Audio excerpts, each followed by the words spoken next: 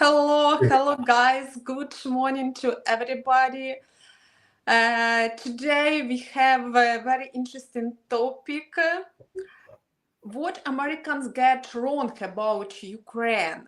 Because during the last time, especially with all this event that happened to our president, we understand that many things about Ukraine in America, there are a bit not right understanding. So we have two guests, Jared Campbell from US, who is also blogger. He supports Ukraine. He is doing very good videos about Ukraine. He tried to inform Americans about situation in Ukraine. You can see his YouTube in descriptions. And Ricky Cain, you already know him, who is also American, but he lives in Ukraine and he can see what's going on in Ukraine. I am here in Great Britain, although by my soul I'm in Ukraine, and in 2 weeks I'm going to my country. I try to go there as fast, as often as possible to show you life in my country. So if you're interested, you can subscribe to this channel. Okay, so basically we're going to discuss some misunderstanding that I got from GPT chat about Ukraine in America. Yeah, I know that Ricky not very like GPT chat, but nevertheless. So I like real people. Real people. Yeah.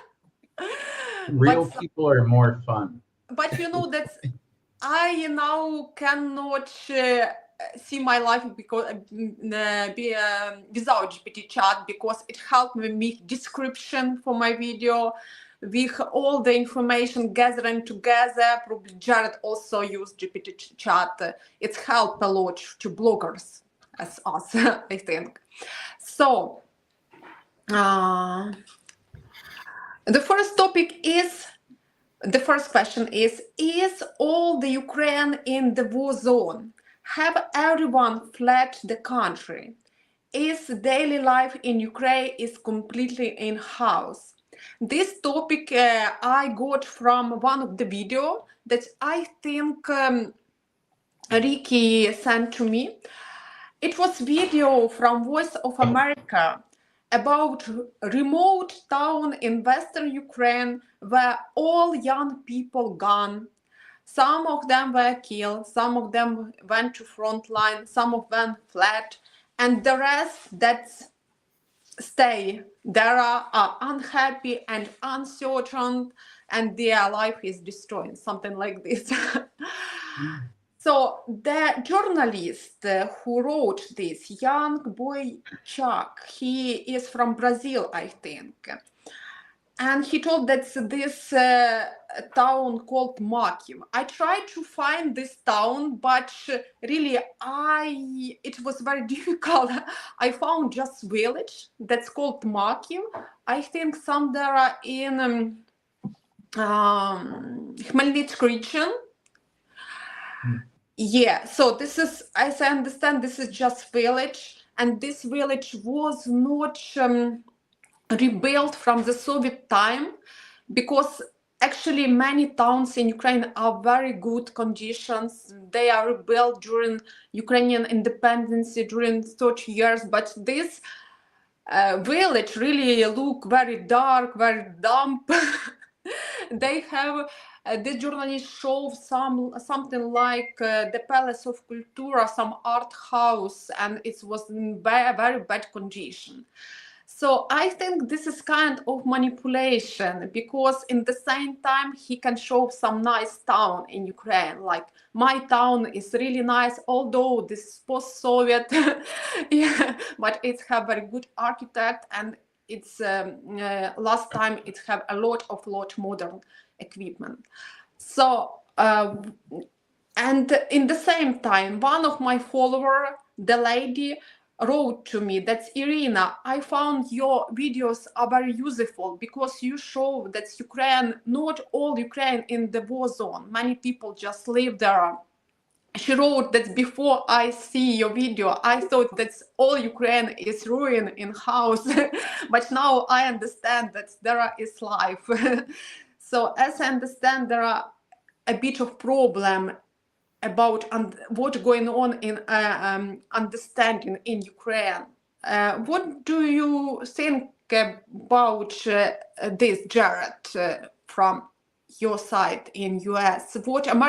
How Americans see Ukraine now during the war? Well, let's look at let's look at the first question. Is all of Ukraine in a war zone? Well, Ricky's sitting there eating ice cream, and he's not in battle. Yeah. That's how much of a war zone it is. I'm worrying about ice cream. So I'm pretty sure we answered that one. Not all of Ukraine is obviously in a war zone, like I said, but also I have donuts. He has donuts too. This is Ukraine.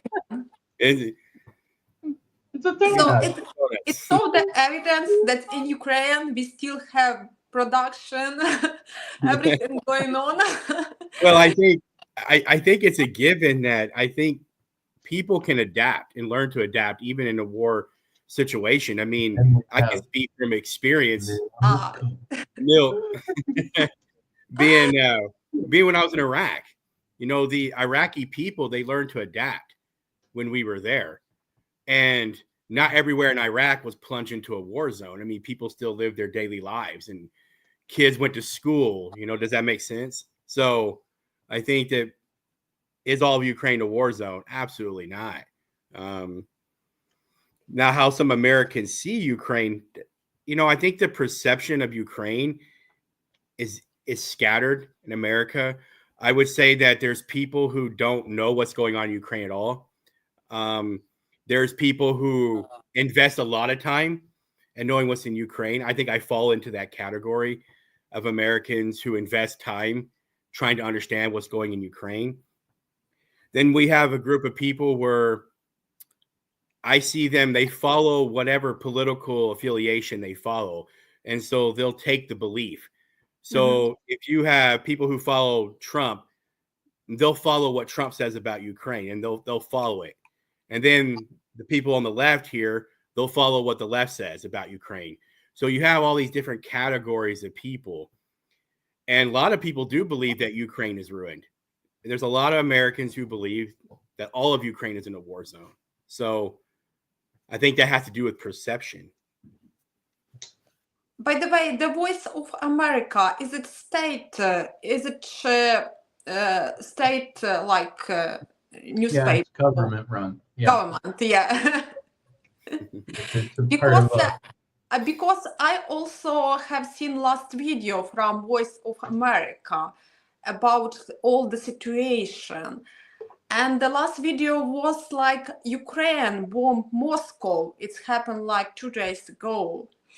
And they show how like 2 people died or 3 people died, 50 people are injured, when it stopped. And after they showed the minister of Russia who told that, okay, we need to do something. Yeah, we would like to peace. And it's look like Russia is victim, So it just sometimes depend of how news presented. It can show it's from different direction. But in the same time, they did not show how Russia 2 days ago bombed, I think, Kryvyi Rih, and there are a lot of people and died and were injured and no, yeah. So. Go ahead, Jared. I'll just say when I should go. So go ahead, Jared. Oh no, I apologize. No, sorry. I was going to say real quickly though, right before Russia invaded Ukraine, we were told in America that Russia wasn't going to invade Ukraine. That's all I was going to. And so I think that the different perceptions, because I know our media outlet at that time told us that absolutely no way that Russia was going to invade Ukraine. But when I started paying attention, I noticed right away that Russia was going to invade. from a military perspective, watching the buildup. So that's all I was going to say, that the media drives perception in America. Go ahead. Sorry, Ricky. I didn't mean to. Okay. Yeah, okay, Well, Ricky. If you tell about your life in Ukraine, how is going on? How is affected by the war in Ukraine? well, it's fine. It's I don't have marshmallows. I don't have a campfire. I don't have people to campfire with, but I'm fine. Jared will understand this joke better than anything. Because you is IT guy, you can move to Poland, for instance, or some, I don't know, Yeah, Bulgaria or something but to the sea. Why you don't do it? well, but you see though, I'm such an IT guy that my office is in my kitchen. In Yeah. that, as Jared was looking at one point. 1 second. So, since I do my beautiful work, and I'll get to the question about the war and perception. So, as it always goes, I'm always doing work somewhere in my apartment, and then I just place it over here, across from my iMac. But So you okay, can go in everywhere, I think, any country of the yeah, world. Why yeah. you choose Ukraine during the war? Well, it's because I came here before the war in 2018, April of 2018, which will mean, let me think, 6, 7, how many years? That would be April 10th of 2018 was when I first entered. And that, so that would be 2, 5, 7 years or 8 years. I can't even remember. But anyways, going to what Jared's saying about perception of the war and the bombing in Moscow, etc. This is my view, okay? And it's a little bit historical and it's a little bit from my own firsthand perspective. So to go back to say the Holodomor, I'll give a good example of the Holodomor. When the Holodomor was going on, they had, you remember? You mean the famine in Ukraine? Yeah. Because we Going can, back to yeah, we need to 33. explain in 1930s in Ukraine, there was the big famine when people struggle of food, they have no food. All food were taken by Soviet government, by Stalin. Actually, two kids of my grandmother died at that time. Yeah. Well, but then also some of that grain also got fed into the Nazi war machine as well. But what happens though is going back to then, and this is where I kind of would call everything being some type of manipulation. And it's not always Soviet or Russian manipulation, but I would say it's an American manipulation, because they're looking at it, the perception. There's a good show. It's a Babylon 5. There's a good episode. I'll have to share it to Jared. Jared will get it. What happens is you can have a news crew or a reporter that comes into a town or comes into a place, and they will tell everyone what they want to hear.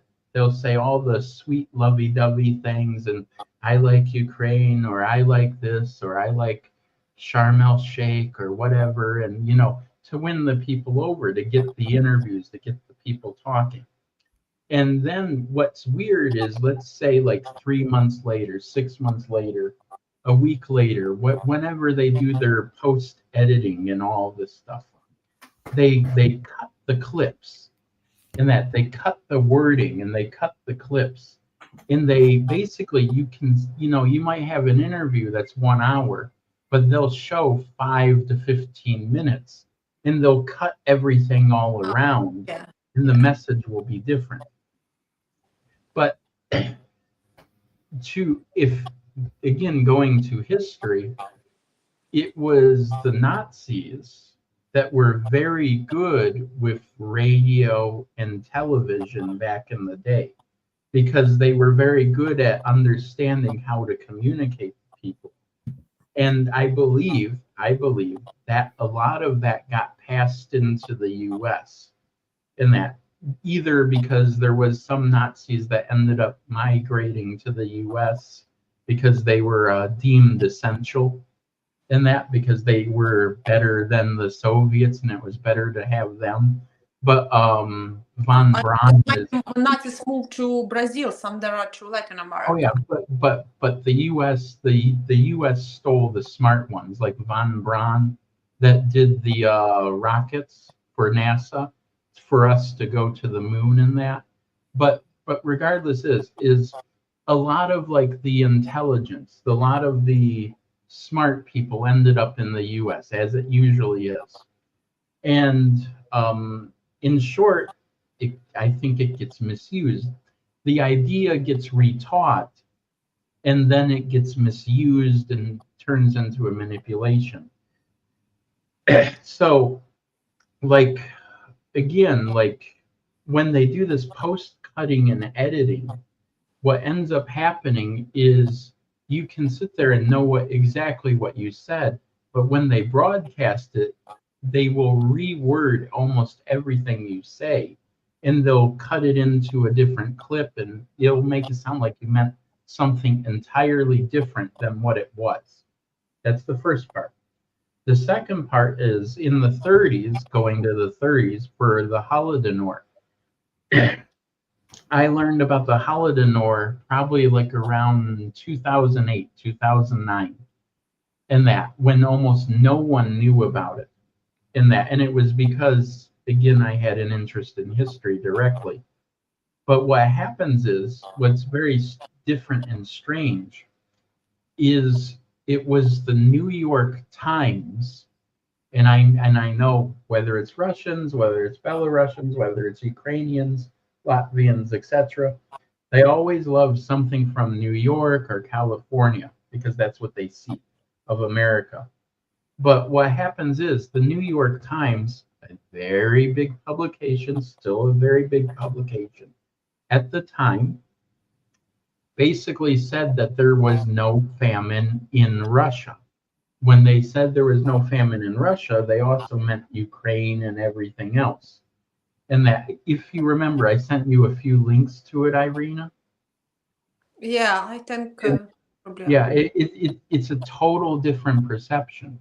And you know, the thing that's so strange about it is this: the guy that reported on it was Walter Duranty, and he got an award for how he was writing about everything in the region.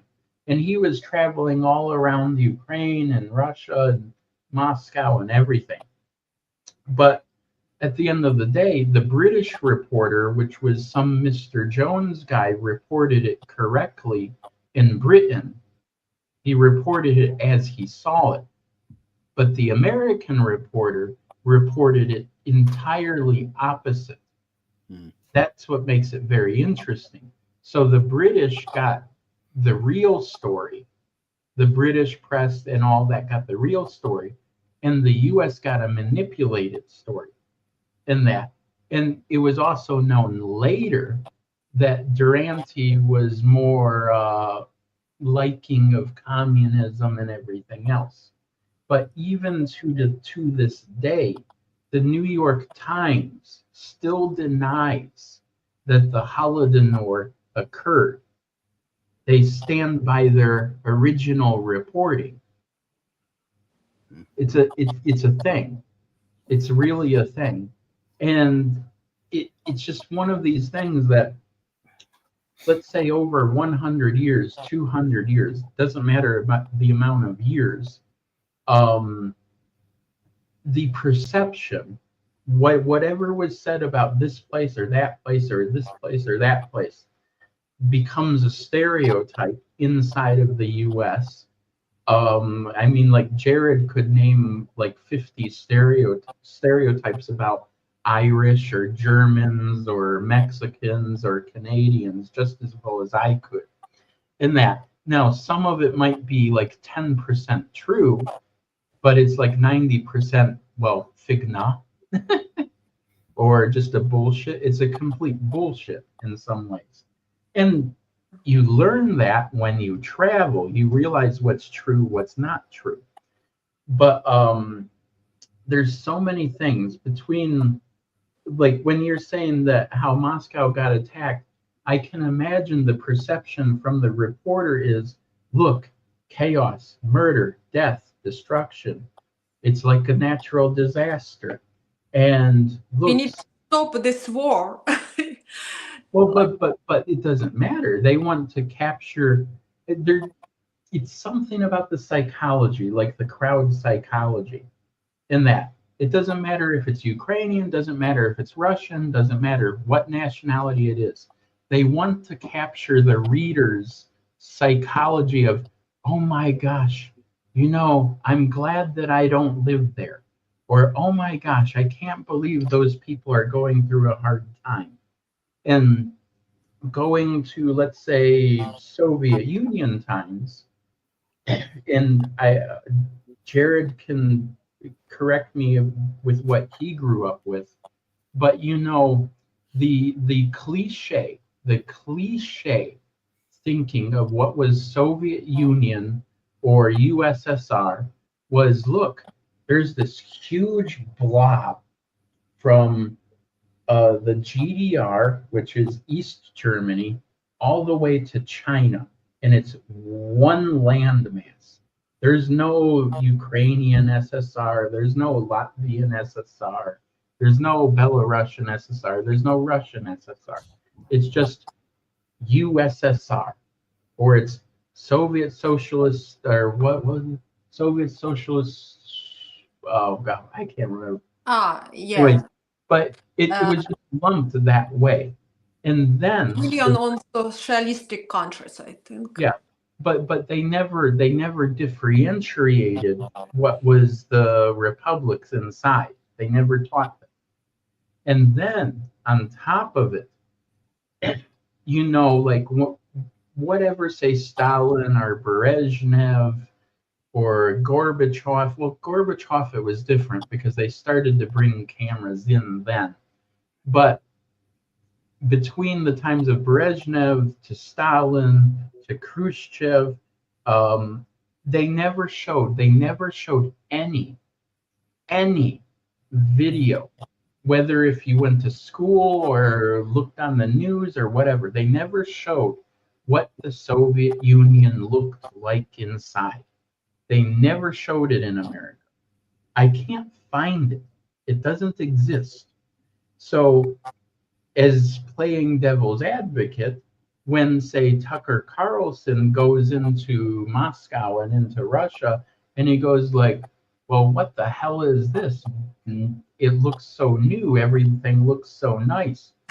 None of that was ever seen from American eyes. From the U.S. side, it was, oh my gosh, those poor people, they're living in slavery. And then, like, you might get some random video that shows, like, a village, and it looks like they're living 200 years ago. And you might get that. So the perception is that, like, wow, they don't even have running water. They don't have toilets.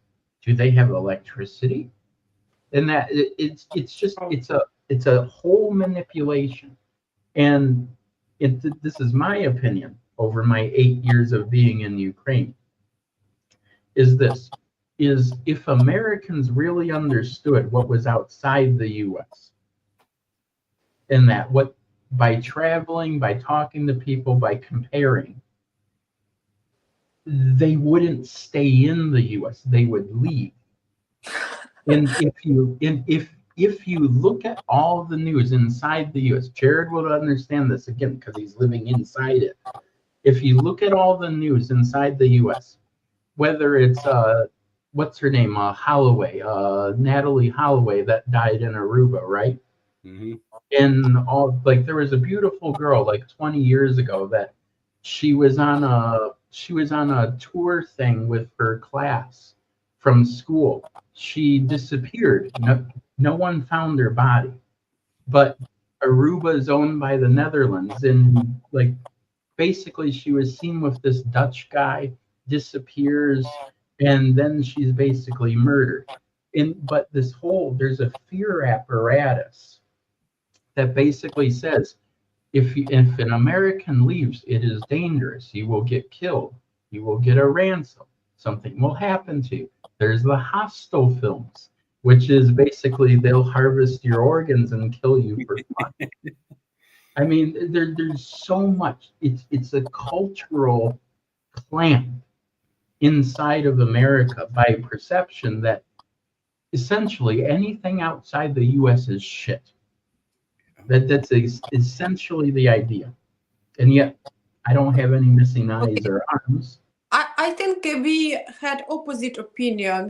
We thought that the life in Ukraine is very poor, that Ukraine is very like, let's say, but some there are in US, there's like paradise life. All people have a lot of monies. And yeah, like, The manipulation. probably I grew up in 1990s when we saw some, movies from California, like Santa Barbara, about beautiful life there, and we have said, oh my god, how is, do you know, I post this song, I think this Russian, like American boy, I go with you somewhere, and it was like, okay, it is really nice life somewhere there, I go to America, and that is why I think marriage agency become popular in Ukraine and in Russia from that time, because many people want to go there. But now many people like me went to Great Britain, went to America, to different countries, and they see how different was the opinion and what is real life. Yes. Well, then also in the 80s, which I'm sure Jared remembers this just as well as I do, you had the Rocky films, you had the Rambo films, you had Arnold Schwarzenegger in Commando and all those films, which was basically that America always kicks ass. Yeah. And it's yeah, in Ukraine, very, very popular. This. Well, but what happens though is when you're a kid, it's nice to watch. It's nice to watch. It's nice to think, ooh, yeah. But then when you get older, and if you don't leave the U.S., your perception is still that in some way. Yeah. And yeah. It's just one of these things that, like, there's so many smart people in the U.S., but they don't understand what's outside the U.S. That's the key larger thing. And then for some Americans that leave the U.S., but they go on a tour to, let's say, Ireland, or they go on a castle tour somewhere to Scotland or Ireland or England, or maybe they do like some like beach thing in Spain, and they go, oh, the beaches were really nice there. Oh, the castles were so beautiful in Scotland, and that, but they don't understand how everyone else is normally living in the country. That's another piece of it, is that, like, when Americans will vacation, they vacation for like 2 weeks and then they go back, and that there's no grounded perception and understanding of how but Americans like to travel, at least actually what you told about these movies about superhero, like I remember that we used to watch these American movies about some big difference. This is strong man, and I think there was some like conception, okay, we are ordinary people, especially about Ukrainian men. I remember some of them, okay, I'm ordinary guy, I'm not so like something strong, but I think this war advertise actually Ukrainian men because many ordinary men, they show that they can fight. And now my friends who actually seems ordinary, they now fight for Ukraine. That's this war changed a bit situation. So as you understand, guys, you can write some question if you have any question. In Ukraine, lies going on, many institution work, many all governmental structure, schools, offices are working there. And also regard to our president, regard to our government, because they are doing a lot of work, regard to civilians who live in Ukraine and who keep working, keep teaching children, keep treat people. So this is not only about army, this is also about general people who live in Ukraine. And not only in Ukraine, because many Ukrainians who move abroad all the time visit Ukraine. I have friends who visit Ukraine every three months. She work in hotel as a cleaner, but every 3 months she come back to Ukraine for 1 month. Yeah, because she cannot imagine life just living here, and I can understand her very well. So I think civilians' life are very important. As you can see, Ricky have nice food from Ukrainian supermarket, Ukrainian productions. Yeah, that would be it. Yeah. In 2 weeks, I'm be there in Ukraine. Yeah. Okay. Which Irina will be saying, no, Ricky, that's not healthy for you. Why do you eat that? Okay. So It's very classical Ukrainian, Jared, at least in my case. Ricky, you don't cook. Don't eat that. Restaurant food can be bad, Ricky. yeah. Yeah, but actually food in Ukrainian restaurant, I think much more this not bad. As I've been often told go there, but anyway. I've been told one thing or another at any time. Yeah. Okay. The second question. The second misunderstanding probably that I found, that Ukraine is full of Nazis. Ricky, have you seen any Nazi in Ukraine? Wow. Let me make it more dramatic. Yeah. Gotta swallow some milk to clear my throat. Okay, Jared, if you tell about like, do many people in US believe that in Ukraine there are Nazis? Go ahead, Jared. I'll pick up when you're done. Well, I think once again that's like a perception thing, because when I hear the word Nazi, it's almost like hearing the word racist.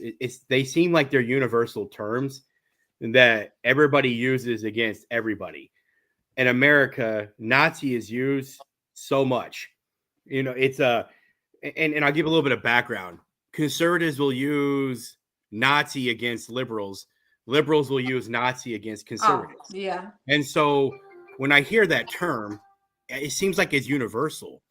And so how can a country be full of an ideology? Well, I don't think any country can be full of an ideology.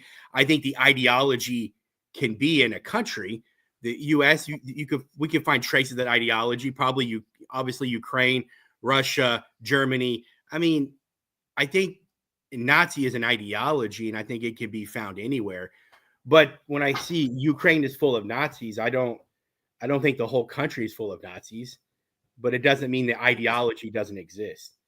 I think such misconception was popular during the beginning of the war, when we have Mariupol, there was Azov, who was like very like nationalistic, and they have some sign, and many people think, oh, this is Nazi.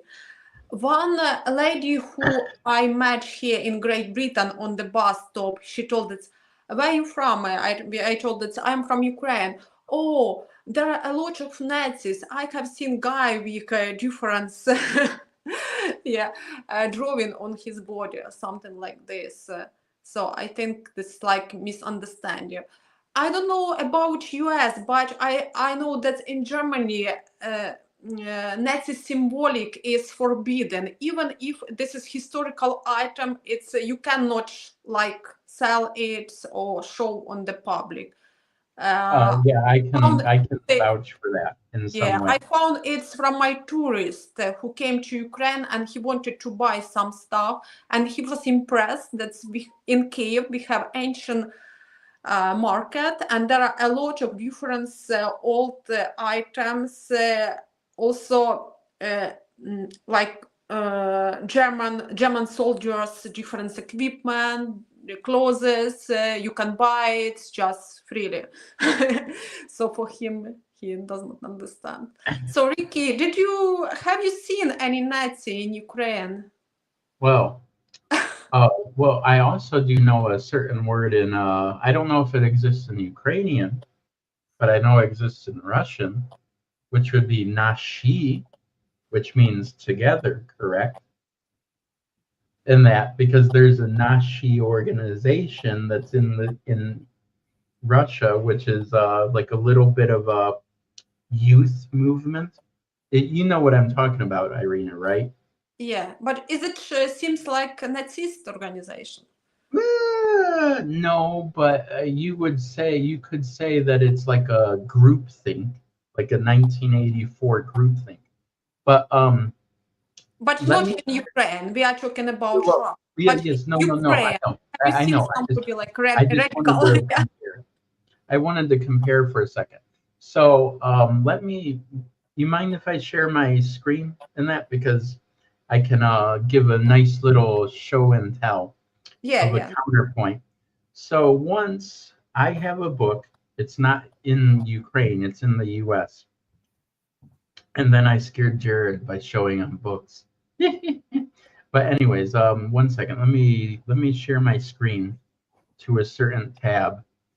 Let's see, unpunished crimes. Okay, so let's see, sharing my screen. Okay, so you see my screen right now, right? No. Or I oh, okay. Oh, maybe you have to approve it. I'm not sure. Um, um it mm, should be working. Do you see a request to share the screen or no? I just one. see it in my side, but I don't know if you have to approve it. Jared would know because I think he's familiar, Yeah, but I don't see any yeah, anything. okay, here, wait, let me stop it for a second and then present. Anyways, what I'm pointing out, let me see, Chrome tab. Yeah, I think it does not work in some way. Okay, so here, let me just do, Yeah, next time. let me do the window. Okay, so let me see if this works. Do you see it or no? No. A fourth window. I'm trying to share my screen on one side. You don't see any requests or anything on your side, Irina? No, no. Okay, strange. Well, anyways, here, what I'll do, it says it's sharing on my side, but it's not showing or something. But anyways, one second. There So should be somewhere to approve it on StreamYard, isn't usually it would pop up. it's there, but let me share it in. Let me save the image because it's more about the image. It's more about the cover. I once bought a book in Riga that was about if the title of it is Unpunished Crimes, in that which it was about the Soviet Union. It was about the Cheka. It was about everything. In the Cheka, it predates the KGB. In that, and then before the Cheka, there was also a Tsarist service too. In that, so let me see if I can get it by downloading the image. But my point in showing it is this: is when I was in Germany. Let me see if it goes this way. Or no, that's not. That's not it. Yeah, I don't know how to. I know that I Okay. can. It's. Well, one second. I'm just trying to. I thought that was the image. Okay, here it is. Okay, so if it's showing, you see anything, Jared, or no? No. No. Okay. Anyways, regardless, they're basically on the book. It's a black covered book, in that and it has a hammer and sickle, and it has a swastika on it. And underneath it says unpunished crimes. And that one, because I bought this in Riga, and I was reading it when I was going back to the US and everything. And the whole book is about, say, the past 1,500 years of Latvia, Estonia, Lithuania, how they were occupied by the Russians, by the Germans, by the Polish, by this, by that, by everyone in between, just like Ukraine. It's a way that I understand Ukraine without understanding Ukraine or knowing Ukrainian history directly, because it's similar history. But what happens is when I was going through the airport, I had to empty my bag, and I had to put it through security. And a woman goes, "Are you a fan? Are you a fan?" I said, "A fan of what?" "Are you a fan? Are you a fan?" Because she pointed to the book. Mm-hmm. And then she called her supervisor over. Is it in Litva, in the Baltic country, or in Ukraine? Yeah. Well, here, let me, because you can probably describe it when let me send you a message, Irina, and you can describe it from your point of view, from Messenger. But it's a very good historical book, not Ukrainian, but more about Latvia, about how they had torture chambers, about how they did this, about how they did a lot of things. But what happens is regardless. You can put it on in Messenger here in comments. As well. Okay, sure. Yeah. Okay, so let me do that. But what happens is, okay, did it. Is it called Unpunished Crimes, Latvia under 3 occupation? Yeah. But it also includes some history of Estonia and in Lithuania as well. But regardless, it just talks about the history, about the culture and everything. And when the Cheka came in and all of this.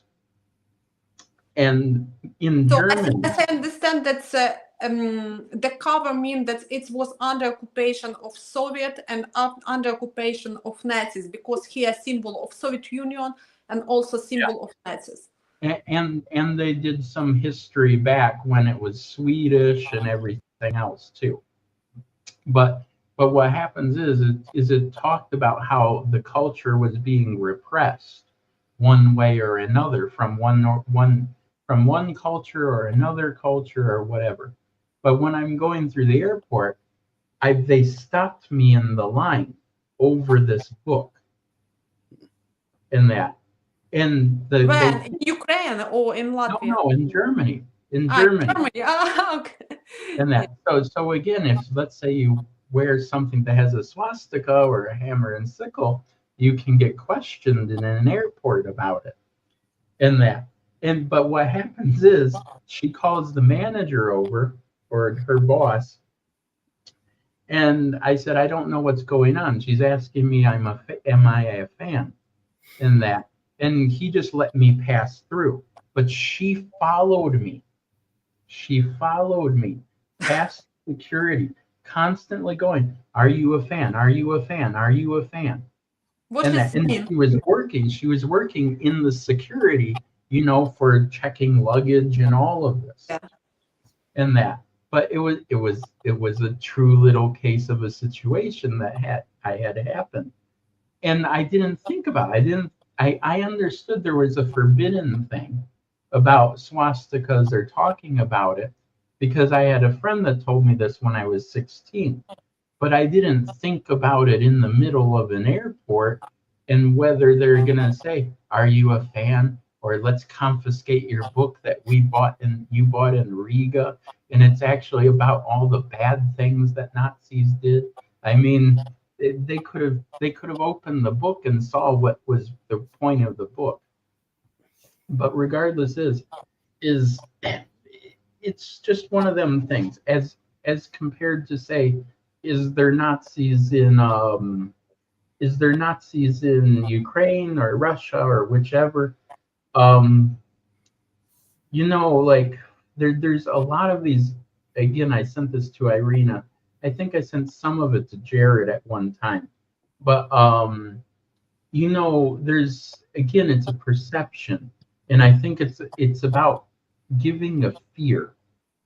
You remember that film 15 Minutes with Robert De Niro, where there were two cops and they were in New York, and there was like a serial killer. It came out like late 1990s. Do you remember it, Jared? I'm And thinking, no, I don't think so. okay, well, but my point in bringing this up is this: is you can call it a propaganda, you can call it Hollywood being Hollywood, but Jared would agree with this. There's a certain amount of films in the 80s and the 90s, the early 2000s. So it used to be that communism was the enemy. Then in the 90s, there was a bunch of films that Slavic immigrants, they never said Russian, they never said Ukrainian, they never said what country, but they were Slavic immigrants. Slavic And yes, no, I'm being serious. It Mhm. was always that there was a Slavic immigrant somewhere from the former Soviet Union, that they were a little bit crazy, they were psychotic, or this or that, but they were never said as yeah, Russian or this or that, but they were Slavic. yeah, I understand. And Hollywood made a lot of films off of these. There's even one. There's a small part in Armageddon, which I'm sure Jared remembers Armageddon, right, Jared, with Bruce Willis. Mhm. I need to go for 1 minute because there are Sure, posts. You can continue. sure. But there was that part in Armageddon where the Russian guy is going, "Oh, you Americans, you and your technology," and then he beats the thing and beats it and goes, "This is how we solve it in Russia." Blah blah blah. Just punch it, and that and that. But it's just this whole perception that basically anything in Eastern Europe is like a brutalist way, or a something from, let's say, 1,000 years ago. But again, to the Nazi thing, there's been a label that's been applied to Ukraine, to Belarus, to Russia, and I mean, I wish I could share the links in that, because the videos would be very interesting. Because I sent the videos to Irina a few days ago, which it basically said that there was a huge neo-Nazi presence in Russia like 15 years ago. And they were talking about how the Nazis would come out in the middle of the night in Russia, in St. Petersburg and Moscow. And if you had black hair, if you looked like you were from Kazakhstan or Turkmenistan or anywhere that looked like an immigrant country and you were not white, you would get beat. They made a lot of news articles and a lot of like reports and everything on this, like early 2000s, about Russia. And then, ironically, or let's say maybe after Orange Revolution, 2005, 2008-ish, they started to make the same things about Ukraine. And they even made some things about Moldova in that. And like, I remember there's a report about Moldova that that the nationalists, and oh, here's another thing to explain, which Irina, you can explain it better because you grew up with it. So when Americans think Nazi in that, the way that it's been explained in America, directly and indirectly, is this: Nazi is a short. It's a short phrase for the larger. So when Hitler created Nazism, which is the short way to say it, in German, or go ahead. National Socialistic Party or something. Yes. That's where I'm going. 1933, I think. Well, basically, the original meaning was National German Workers' Party, or NSDP.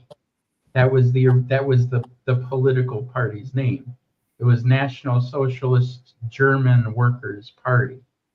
So, because of the fact that the word national is in that phrasing, that's what clues a lot of Americans when they hear nationalist, they think Nazi. In that, because every American was taught, it was to me, I'm sure it was to Jared, and that every American was taught, if it's nationalist, the nationalists were Germans, they were Nazis, and that the Nazis were nationalists, because if you're for the nation, you're for an ethnicity. If you're for an ethnicity, you're for a certain bloodline of people that are superior than the other people, aka Germans to the Jews. And that's how this was all.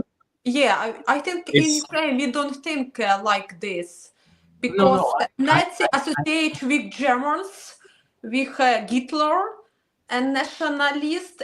It was even in good sense in Ukraine, like patriotical patriots.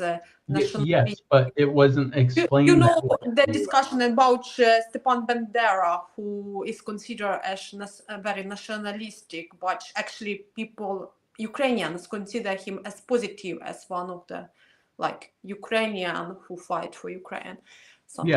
But like I said, that's not how it was explained in the U.S.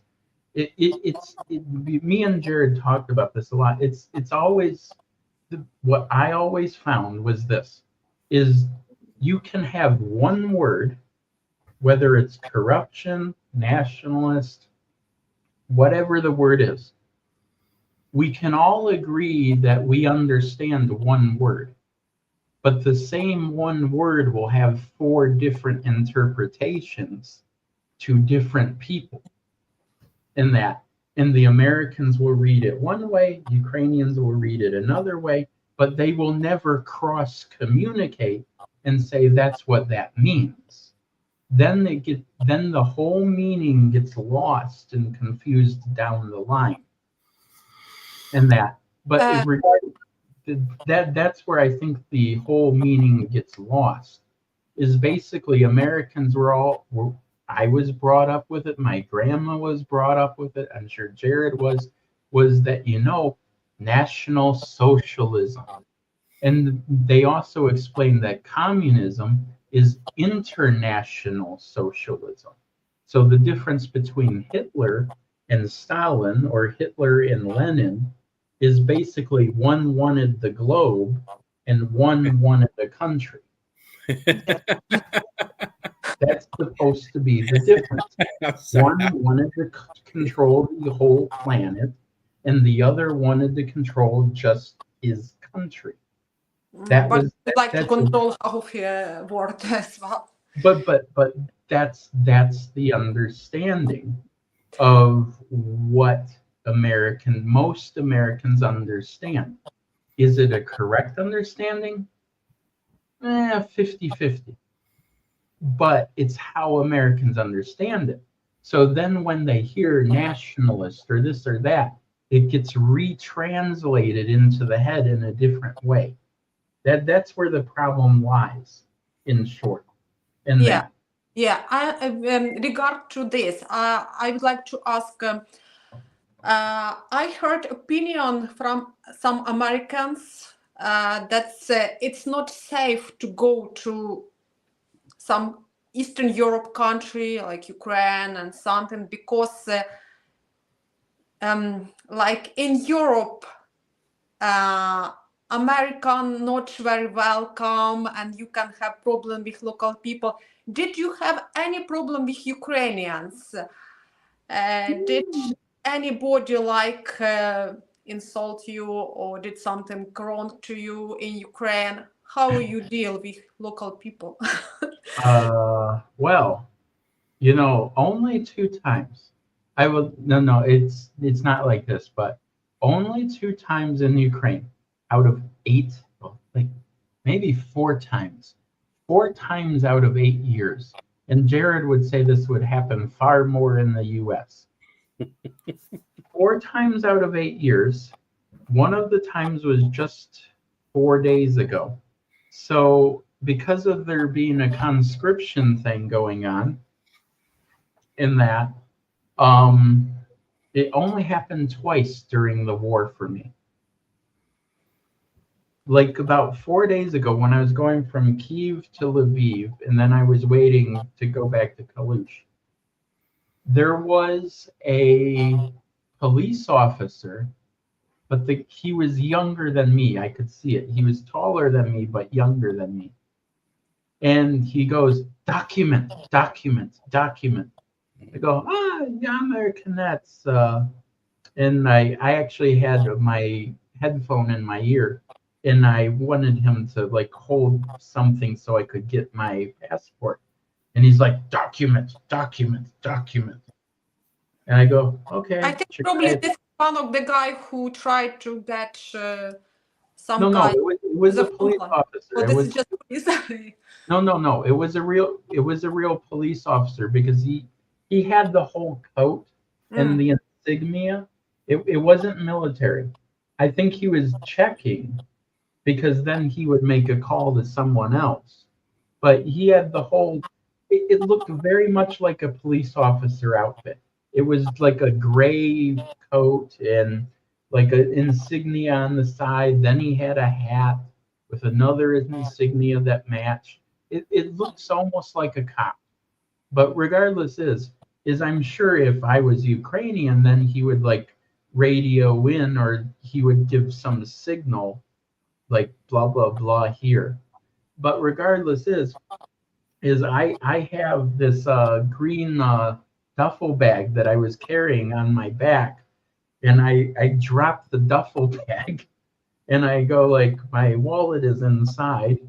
I unzip my wallet, I'm digging out, and then like the funniest thing of it all, I pull out my wallet. Then when I pull out my passport, he begins to walk. He begins to walk because he understands that I have an American passport. But what was so funny was I was about ready to open it up to the third page where my photo is.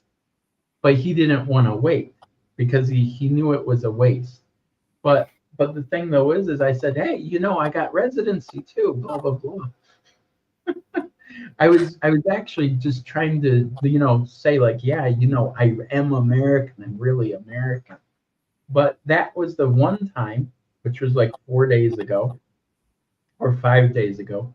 Then somewhere about, say, 5 months ago, maybe 6 months ago, I was waiting for a hostel to open up because I got to Lviv at like 4 a.m. and I wanted to get there at like 8 or 9 a.m. So I waited in a cafe in that. And what happened was when I walked out, now these were the military guys. I walked out and I'm walking to my taxi, and all of a sudden a guy in the front goes, document, document. I go, oh, yeah, American Nets. It's like my it's like my first 4 words or 3 words. I'm American. I'm American. So they were it's my self-defense words. Like I'm not Ukrainian, but regardless, but I say that, and they go document, and it happens really quick, just like it happens in the U.S. You see the person at front, then you realize there's like 2 or 3 people left, right, and back. And that, so they have you cornered from like 2 sides or 3 sides and that. And I go, oh, let me get my passport. And what was funny in this case, they wanted to look at my passport. They wanted to look at my residency. And they looked through and they saw I had a visa and it said volunteer in it. And that, and they go, what are you doing in Ukraine? Because one of them spoke English. And I go, well, you know, I have an IT company. I do some photography, do like some model work and this and that and all that. And he goes, you have an IT business? I go, yeah. He goes, I want to see the website. And I go, I show him my website for my IT business. And he just wanted to ask me like 5 questions about my IT business and what I'm doing in Ukraine. And I just said, oh, I just like being here, yada, yada, yeah. And what was so funny is I ordered a taxi on Bolt, which is like Uber, and the Bolt is just waiting. And I'm sure the Bolt driver can see that I was stopped because the Bolt was not far from where I was at. And I say, you know, like, should I message my Bolt that I should cancel?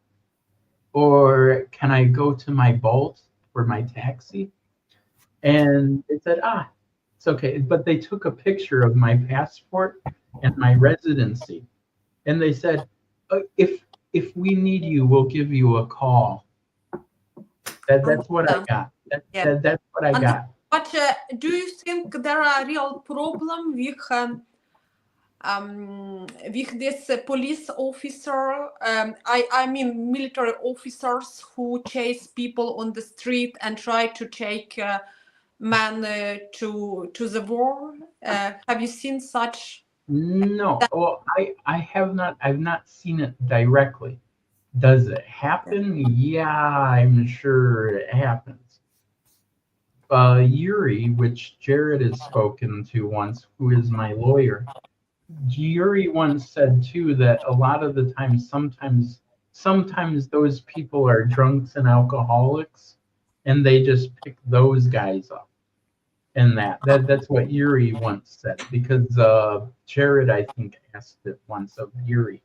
But what happens is, in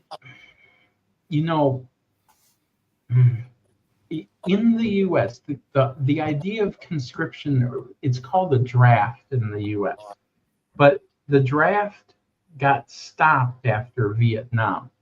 But the way that they did the draft or conscription, call it what you want, how they did it was different in the U.S.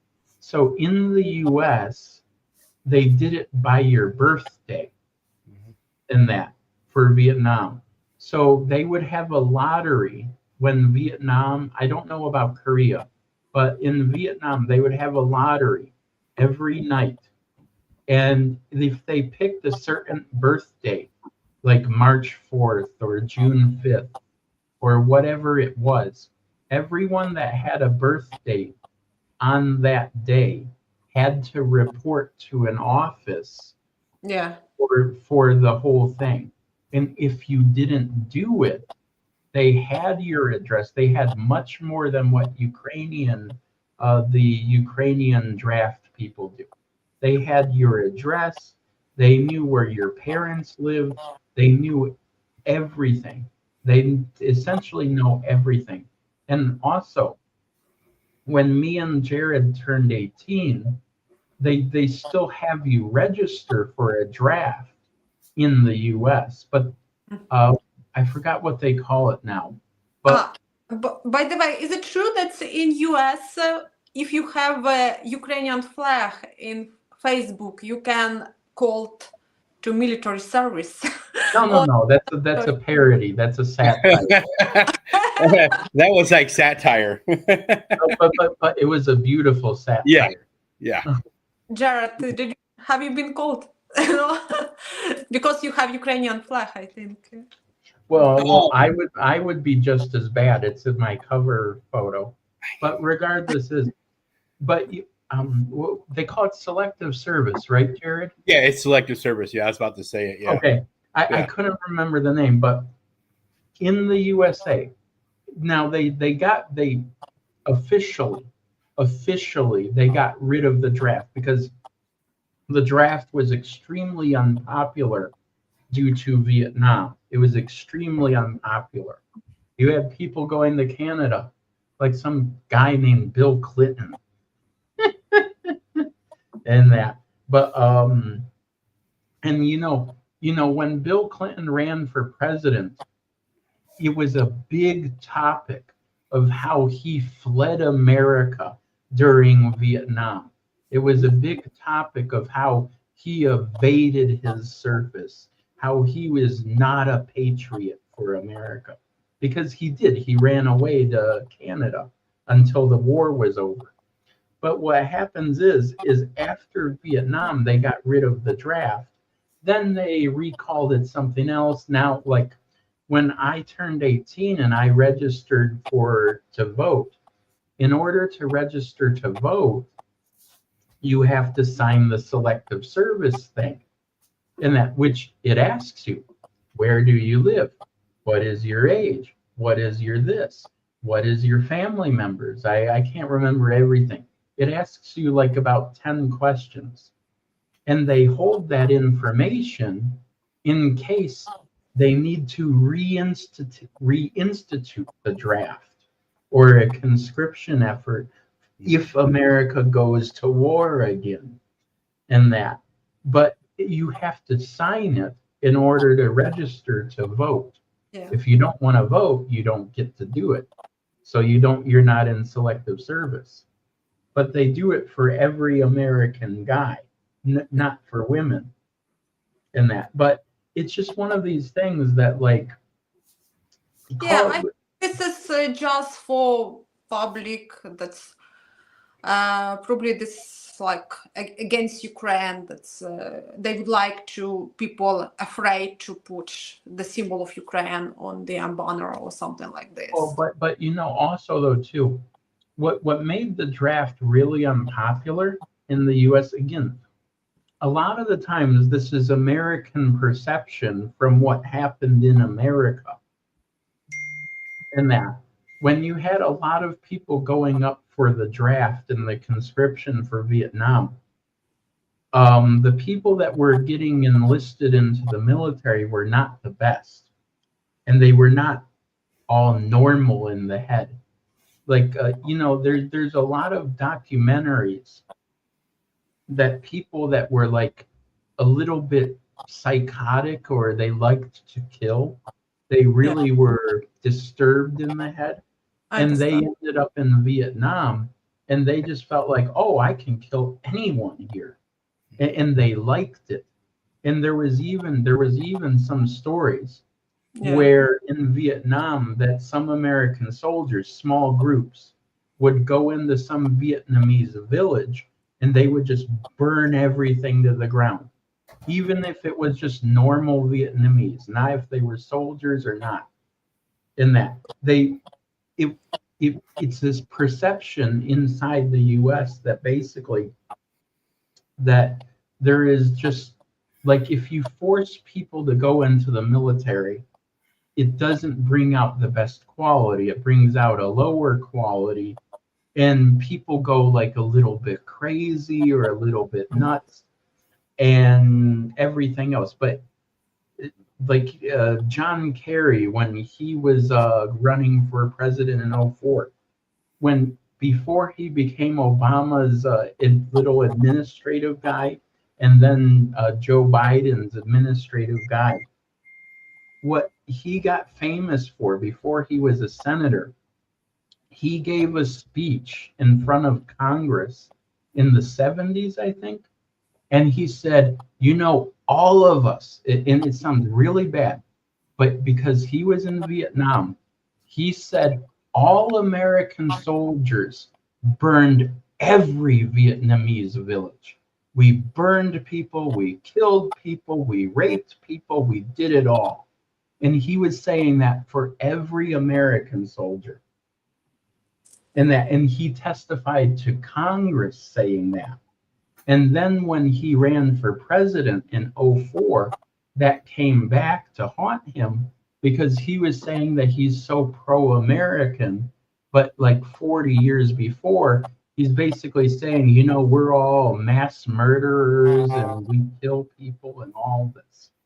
And that it's just like a lot of it. Yeah, but if we finish this question, I understand that basically you is fine with Ukrainians. You had some accident, but normal. You know, that's our culture a bit different from Americans, especially, or even British.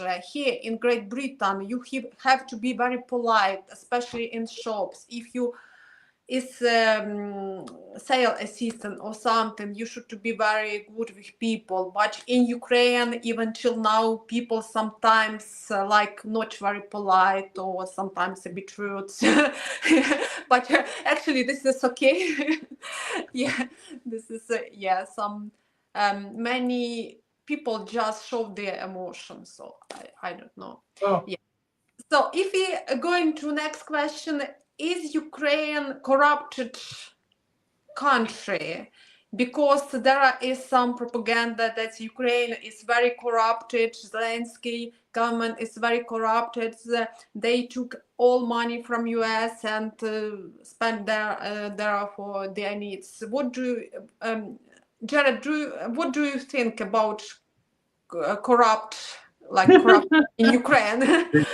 Jared should have a really good opinion being in the military. Well, from before. I'm gonna Do probably you have corruption in US? Say that again. Do you have corruption in US? I was about to get into that. So where do I begin? This is where my channel's getting a lot of trouble because I'm very opinionated on this topic, and I see corruption in the U.S. on both sides of the political aisle, whether it's liberal or conservative. And I'm that guy who is not liked by any of the groups because I hold everybody accountable, whether it's liberal or conservative, and I'll call out the corruption no matter where it's at. But I have to say, a lot of this began with the Biden administration, okay? And I'm going to say this because I think the Biden administration complicated the situation in Ukraine, okay? They completely complicated that situation. At the same time, right, it's very difficult for me to understand where Trump is coming from as well, right? Because I look at this as a game, right? When Zelensky came to the White House, right, Zelensky left. They played this show. Now, was Zelensky really removed or not? You know, there's videos of them showing that they basically kicked him out. Now, was he kicked out or not? Was it part of the game, part of the show? I don't know. But here recently, what Zelensky has now would agree to this 30-day ceasefire, right? Still waiting to hear if Russia's going to agree to it or not. I don't know if Putin says that he likes it, but not willing totally to accept it. So I guess my question is there corruption? Donald Trump wants the minerals, right, of Ukraine. What, as you being Ukrainian, what do you think about that? Do you think that's not corruption for America to have its hands in your untapped resources of Ukraine? And do you think that could lead to a bigger escalation, right? Now, I'm not talking just NATO or EU with Russia. That could draw the U.S. into a conflict on the soil of Ukrainian soil, leading to another situation that we had in Iraq. So what I'm seeing take place is potentially another Iraq situation, but instead of Iraq, it's Ukraine. I understand. Yeah.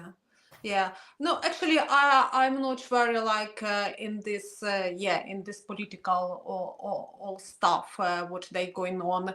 Yeah, there was very like not very good accident with Zelensky in US with Trump. Yeah, but in the same time, this inspire many people to support our president. I know that many my followers support Zelensky, and I also was wearing costume during our previous talk with you.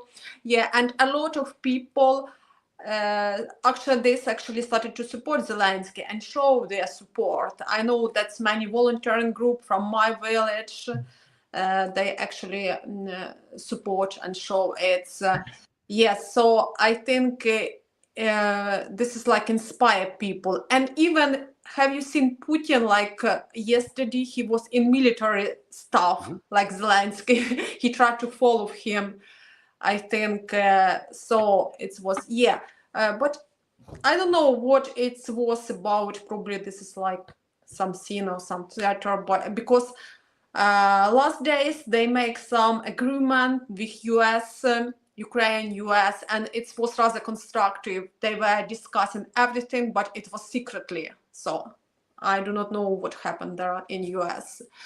But now we need to understand what Russia tell about these projects, about stop the ceasefire. So I think this is not so easy as Trump saying, because Putin really want to take over part of Ukraine.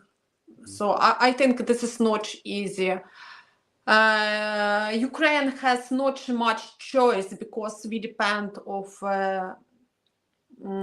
Western European and US weaponry. But in the same time, our army become much more stronger.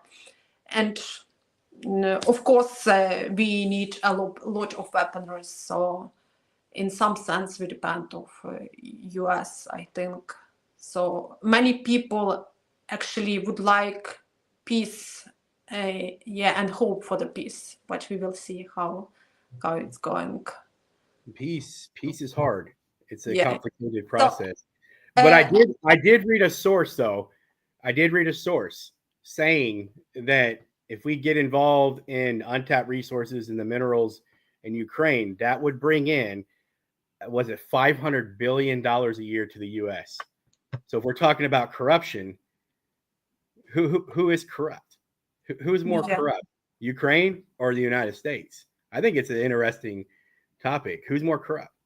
Yeah, Ricky, what do you think about corruption in Ukraine? Well, I'm selling a dog. If you would like to have 1/5 of a piece of the dog, I can tell you which piece of the dog is more valuable. But you have to guess which part of the dog is most valuable first. And then you will get a special bidding number. This is a bad joke. Jared understands it. But basically it's the sound of everything. Okay, again, just like I was explaining with the National Socialist and Nationalists, it's the same thing. And again, living in both countries, I can see the difference. Which, Irina, I'm sure you can back me up in the sense of living in Britain in comparison to Ukraine. So the definition of corruption, from my view, is different depending on who you're talking to and where. When Americans talk about corruption, what we mean is, hello, is the money able to be traced? Yes or no? If it's able to be traced, then it's not so corrupt.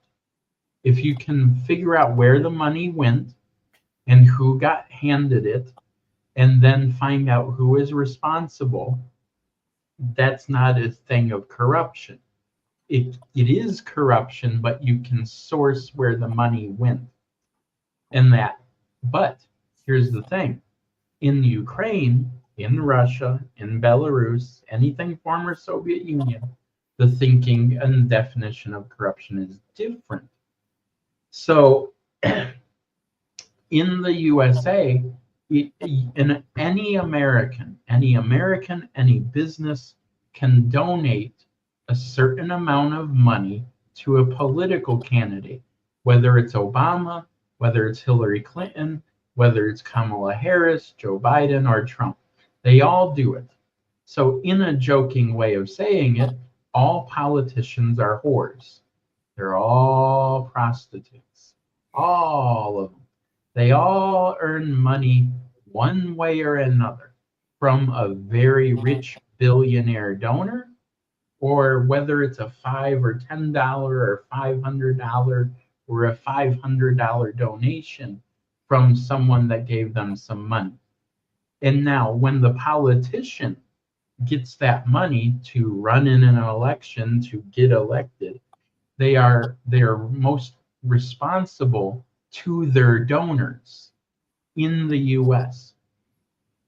That in Ukraine, that's an example of utter corruption. But in the US, this is legal. That's the first part. Then the second part is this, is again, depending on how you define lifestyle and culture. So if Jared starts drives drunk, or starts swerving and going, woo, I'm driving wrong, and that on the road, a cop will stop him. They will give him a citation, a ticket, and he will have to appear in court. If he's normal at the end of driving. If he's not normal, he'll spend the night in jail or over the weekend and then get PR bonded out of jail. I've had this happen. That's how I know I can explain it. And because I had to spend the night in a drunk tank, but I wasn't drunk, but it was because of a fender bender from a year before. So what happens is if Jared is drunk or driving bad on the road or whatever, he'll spend the night in jail if he's too drunk. If he's not so drunk, they'll just give him a piece of paper. They'll say, we're going to file this at the courthouse, and in 1 week or a month, he will get a letter in the paper or a letter in the mail from the courthouse saying, hey, you need to appear in court, and you need to show up, and you need to explain this. And by the way, if you are found guilty, there will be points on your license. Your insurance will go up. And what else will go up, Jared? Please tell me. I don't know. I can't think of what else. What'd you say now? You got to think my hearing. My hearing is sometimes off. You said you will get points on your license. Mm-hmm. Your insurance will go up. What else happens? Oh, shoot. I mean, man, what else does happen? I haven't had a ticket in a while, so that's the thing. See, we all had tickets. Yeah, I can't remember. I mean, I think everything kind of changes when you get a ticket. Well, but what happens is there's basically a ledger. There's basically a start of a record. Not that you're a criminal, but you had violated some civil infraction. Mm-hmm. So what happens is in the US, once you get your foot stepped into it one bit, it kind of screws up your life a little bit for a few years or more. Or it screws it up to 7 or 10 years, depending on how severe. But now let's say you get a second or a third or a fourth infraction where you did it a second, third, or fourth time, then you're basically screwed. You're screwed for one reason or another. And this will stay with you even after 5 years, even after 10 years. In some way, it may disappear from an employer search when you're getting a job, but a police officer, a judge, a lawyer, someone else looking up online, they can all find this information as long as they have your name, your birth date, and maybe a possible address that you once lived at. Okay? All of this exists. Now, to some people, you could say this is the transparency and the honesty of the system. Or if you looked at it from a Ukrainian way, which I don't think exists at all, in Ukraine, you get a speeding ticket, you pay the cop, what, like 500 grivna, Irina, 1,000 grivna, and Yeah, they go, you just pay some penalty. yeah, you pay it directly to the cop. The cop's Wow, not going to go. directly to the cop. Wow. Yes, basically about $10 or $20, maybe $40. You pay it directly to the cop in cash, and you're never going to court. There's no record. Right, Irina? Am I right or not? Yeah, I think it depends how corrupted is policeman. Because actually, I think now is practice that you need to do it from through some office.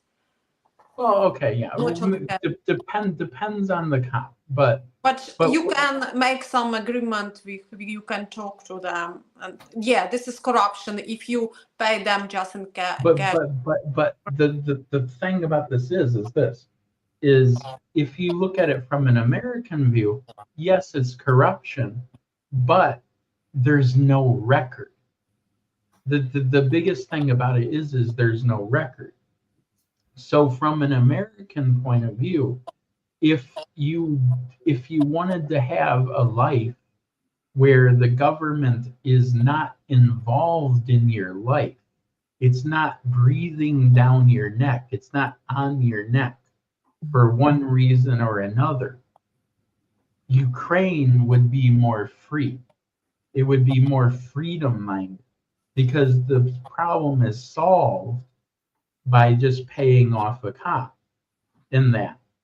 But I think this system, when you like in US and here is as well, that you have record, people are more attentive on road and they try not to make some mistake on road. In Ukraine, this problem because some people can drink going by the car. So here I see that people are very careful.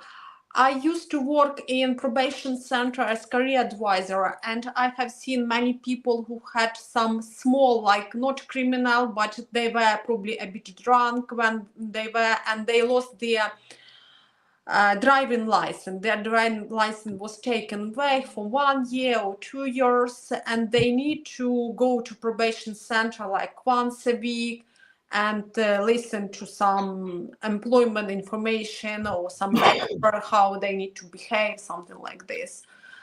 Everybody needs to have DBS check. DBS means that's if you going for work and employer ask you special this DBS check, they can see if you did some criminal or not. So this is normal practice here in Great Britain. That's usually employer, especially at schools or in work with children, they you need to provide them DBS, your record. Yeah. Well, but still, my point in being is this is basically there's a lot of Americans in the US at the moment, in the past 20 years or so. They keep feeling like the government is more and more and more in your life. Another example as well, going to this whole corruption idea, is like this. So when the Uniting for Ukraine thing happened under Biden, okay, I heard it from like 3 different sides, 3 different explanations, one from a Ukrainian side, one from a lawyer side, and one from an American side. And what happens is the Ukrainian side, what was explained in the Ukrainian side, for Ukrainians going to America, I hate to say it, but it was a total manipulation against the Ukrainian, a total manipulation. And what I mean by this is there is tons of Facebook groups. There was tons of like any groups or this or that or information that was talked about. And Ukrainians would say, and it was offered to me, it was offered to a few of my friends. Yuri actually offered it to me because of a few Ukrainians as well. The thinking was that if a Ukrainian pays an American $5,000 or $10,000 or some amount of money, that then the American will sponsor the Ukrainian and bring them over. Okay? And that's not the reality, that's not the truth.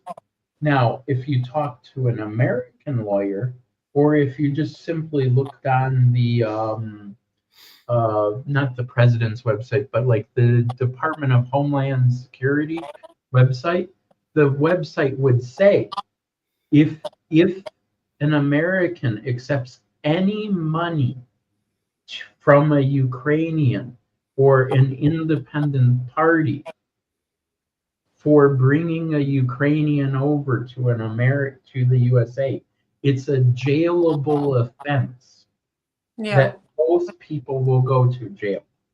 Not one person, but both. And or the person in Ukraine would just be denied. And then there would be a whole investigation done on the American. And trust me, and this is also a thing too. If the government wants to find things out in America, whether it's your bank account, whether it's where you spent money or whatever, trust me, they can figure it out if they really want to. If they don't want to, they can't figure it out.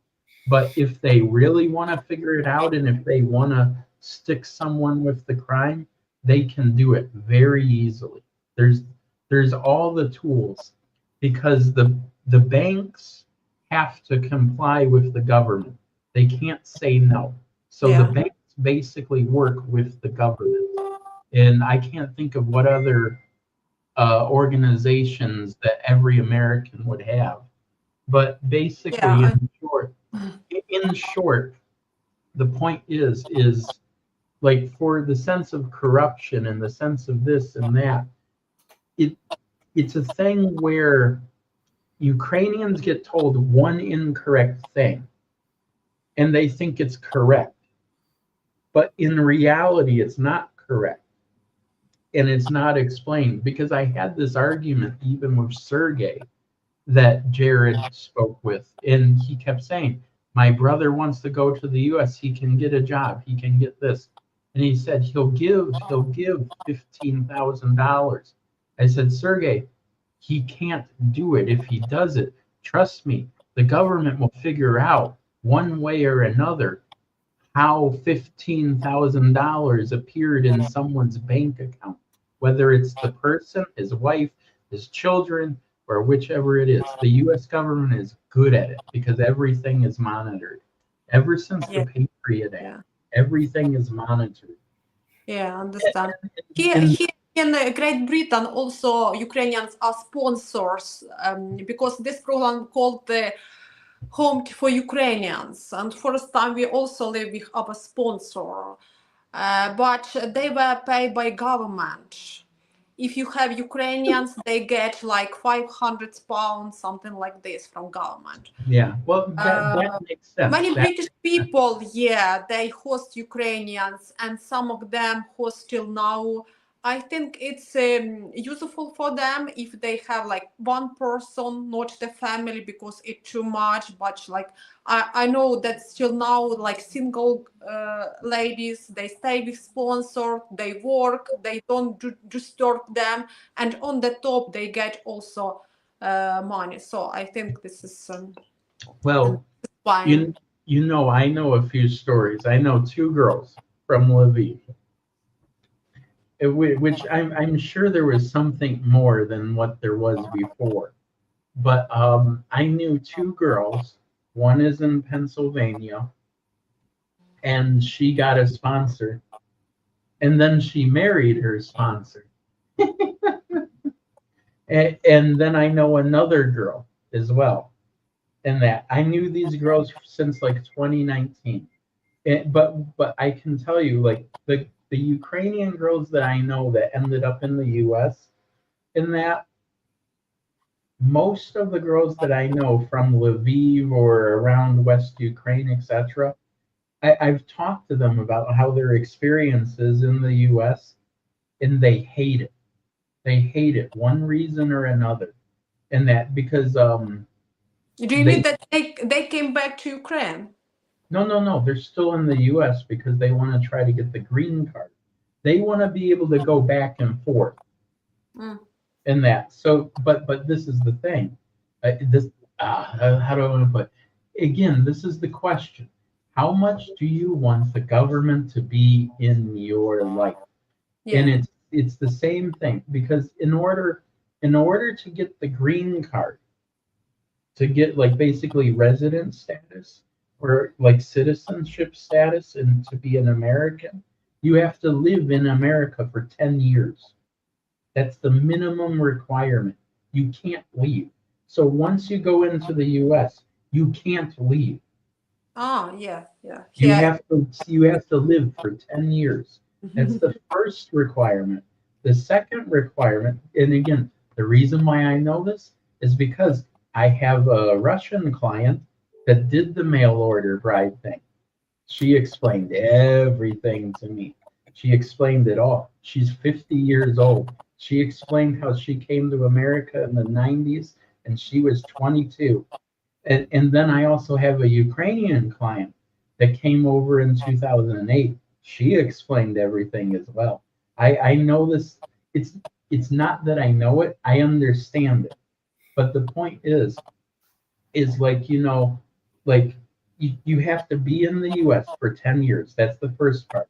The second part is you need to be married to the American man for at least 2 to 3 years. There's a lot of divorces that happen after 2 or 3 years. But what ends up being is they kind of say, oh, it's not so bad, blah blah blah. But what happens regardless is after about 2 or 3 years, everything will sort itself out. And then usually they separate in this and that. But what happens is, regardless, is that the second requirement.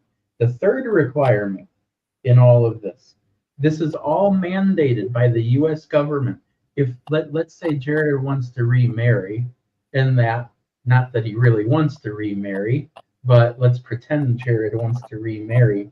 The third requirement is for 10 years, he has to sign an affidavit paper that says that he will support his sponsored fiance for 10 years, even if she doesn't work.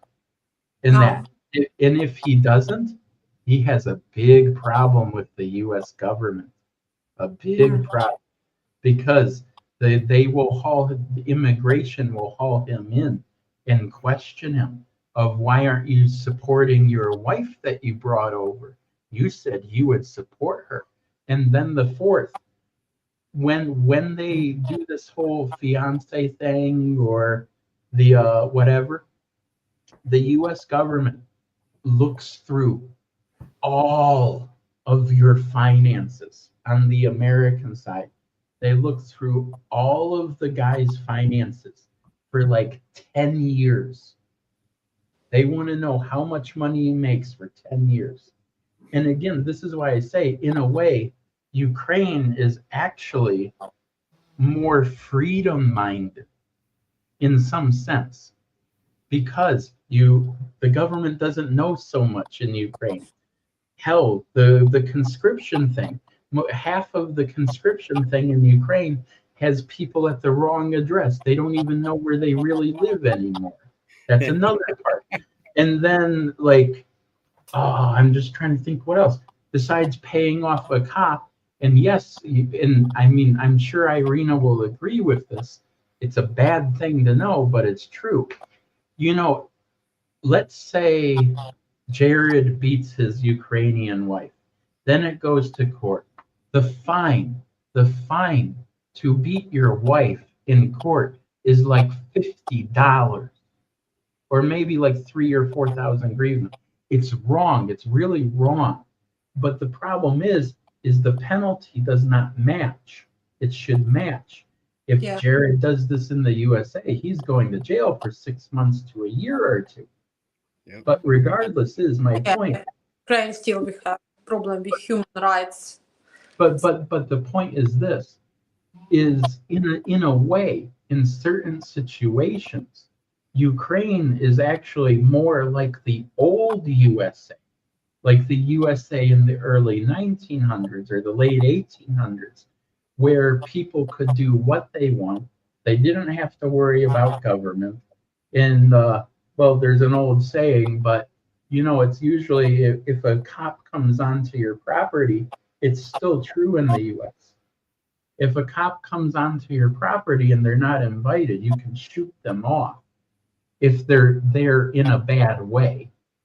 Like if they have a reason to be there, it's different. But if they have some kind of bad intention, there's in Michigan and Texas, I don't know about. You're in Oregon, right? I'm in Oregon. Okay, I don't know what Texas, I live in Oregon now. there's a law called castle law, and basically the point of castle law is that a man is the king of his castle, and if the castle is your home, you have the right to kill, to self-defense, to any extreme if you feel that your wife, your kids, your family is under attack. You can do it all. It's your property. But regardless is that's a plus on the US side. But in Ukraine, it's as if the government is so disorganized that it doesn't know what it's doing. That's my view. That's my view. If you I think Ukraine is a very good country for somebody who who would like to be free and who have like job like you remote, that you can work for US and just live in Ukraine in nice nature, do what you like. Ukraine does not attract of immigrant from east, from some poor country. That is why we have no immigrants from there. So actually, well, there's actually a lot of Indians that come to Ukraine, but that would be a different but issue. I haven't seen any. I think just couple probably when I visit. Oh, I should take you on a tour, Irina. I can show you a different part of your country. I mean that in a good way, not in a bad way. More Okay. as a joke. Okay. Okay. But general about corruption, I think any post-Soviet country is corrupted. Many countries that's now in Eastern Europe, they were corrupted. I don't know about now. For instance, Baltic countries where there were war in 1990s, like Albania, like Serbia, different this country, they were very corrupted. Like Albania, it was like there was mafia. Yeah, but now they seems like very European. There are a lot of tourists come, there are a lot of money come because of tourists. So I think if Ukraine solved this problem with Russia, we can also go ahead, and this is not problem with corruptions. This just we need to stop this war and live by our life. Yeah. Jared, what would you like to tell? Do you have Ukrainians who live in US? Say that again. Do you have Ukrainians who live in your town? Yes. We They have came some after that the war. we have some that attend our church. So, and I honestly haven't had a whole lot of time to speak with a lot of them concerning what's going on in Ukraine. I think a lot of them probably don't like to talk about it, and so I guess from that perspective, not having that much time to speak to a lot of them, it's hard for me to really speak for them, if that makes sense. I don't want to speak for somebody I haven't had a whole lot of time with to talk about what's going on in Ukraine. But I think I think our next question was talking about, is Ukraine losing? making U.S. aid a waste of money? I think that's going to be our next question, wasn't it? Yeah, I think we need to turn. Oh. Do you think that in US there are some like conception that's okay, Ukraine is losing, there are guys who run away from Ukraine, so this will have no sense, and we don't need to give money to, or this money are American taxpayers, so we don't want our money get out of our country, and we don't want to finance the war. This will be a fun topic, but I'll let Jared go first. Well, I'll start out from, I guess, a military perspective, right? I was telling Ricky, I think yesterday, I'm more upset with NATO and the EU for not training the Ukrainians better for the equipment they're receiving. Because from a U.S. soldier standpoint, not only do we go to basic training, but we go to advanced individual training as well. So not only do we spend months, but we spend years on the equipment that we use. When I went to Iraq, right, I spent years training on that equipment. Okay, I spent months training just to go to Iraq. Like my unit spent months, and I mean months, getting used to hot weather. Training in Fort Polk, Louisiana. It's not Fort Polk anymore. I'm sure they changed the name, but so is Ukraine losing the war? Well, I can't answer that question from where I'm sitting, even though with all the research I put in, because we all know that the reporting is mixed, right? Like when I was on my channel the other day, I was talking about the Kursk region, right? And they're saying that Russia has retaken the Kursk region. They're about to encircle thousands of Ukrainian soldiers. Well, according to a Ukrainian commander, that's not true, right? So there's mixed reporting. The question lies, is Ukraine losing? I can't personally answer that question other than the mixed reporting, the different reporting that I read. Far as the aid, I think yesterday was report that Ukrainians militaries left the Kursk region because there are a lot of military Russian militaries came to Sudzha, the main town, and even Putin came to not Sudzha but to Kursk. That's is not under Ukrainians force, but he wanted to present that he supports these militaries who fight for in military stuff. So I think Ukrainian commander decide just left this region. They don't want to just lose people there. I think actually it was successful operation because we show Russian that we can go to their territory, not just to Ukraine. So now there were a lot of good brigades who now come back to Donbass, and they going to fight in Donbass. Now I do have another question since we're on the waste of money, the U.S. aid waste of money. Now I did hear, and like I said, this could be speculative, and this is where maybe you or Ricky could help me. But I have heard, like I said, this could be speculated. It's something that I came across during this past summer, that Ukraine is selling the weapons that were been giving to them on the black market. Now, do I know that for a fact? Is this speculative? It is. So I've heard those rumblings. And so that can change perception of the war. Does that make sense? Like the speculative of them selling the weapons on the black market. And I heard something like that back during the summer, but even then it was speculative. There hasn't been enough evidence to prove Ukraine is selling the weapons on the black market. So I never heard about, I heard about some corruptions like big donation money probably, but with weaponry what is selling.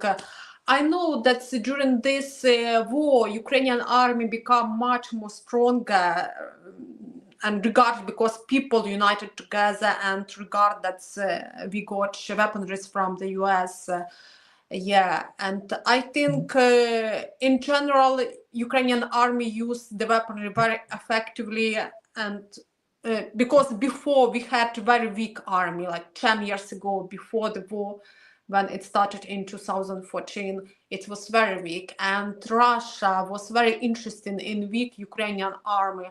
But now it's changed totally in difference. Yeah, we have a lot of problem there. We have not enough people. My friends need to gather money for drones, but nevertheless now there is drone department, special drone department in Ukraine. We product a lot of drones. I just investigated everything. So I think I think Ukraine will be fine if we get support with weaponry. Yeah, I think like some news, it's more for show that Ukraine is corruptive and your effort have no meaning, something like this, probably influenced by Russian as well. What do you think, Rick? Okay, well, again, this will touch back a little bit to the topic of corruption and a little bit, again, say perception. Okay, so again, what Ukrainians hear is one side, and Americans hear is another side. So when Joe Biden started all of the Ukrainian aid and everything, whether it was military equipment, whether it was money or this or that, in Americans' minds, because this is what was in mind when it was Iraq, when it was everything else, when Jared was in Iraq. A good example is Jared being in Iraq because he was there. Okay? In Americans' minds is that military equipment, that money is going over, and what we have goes to the soldiers directly or to the military directly, and then it gets applied and gets figured out from there. Okay? But that's not the reality. The reality is different in that the reality is based more on which to be honest, this will I know how this will sound, but it will piss everyone off in the pro-Ukrainian side for me to say this, even though it will make me look like I'm anti-Ukrainian, but I'm actually more just common sense. So what happens is, from all of the friends, and even I would say Irina's friends as well, in that they don't report things correctly, not Irina, but what goes on. So Americans are thinking that the equipment, the money gets done correctly, and it goes to the correct source, and the Ukrainian soldiers get the weapons, the tanks, and they use them. That's it. But what really goes on, or what seems to go on, because I know this is in Irina's Facebook feed, it's in mine, etc., is that you will have a group of guys that either got conscripted or they joined willingly into the military. And then they have to spend their hard-earned money, their hard-earned this, or they have to solicit donations from Ukrainians or from anyone else to then pay the Ukrainian government or someone in the military in order to get the hardware.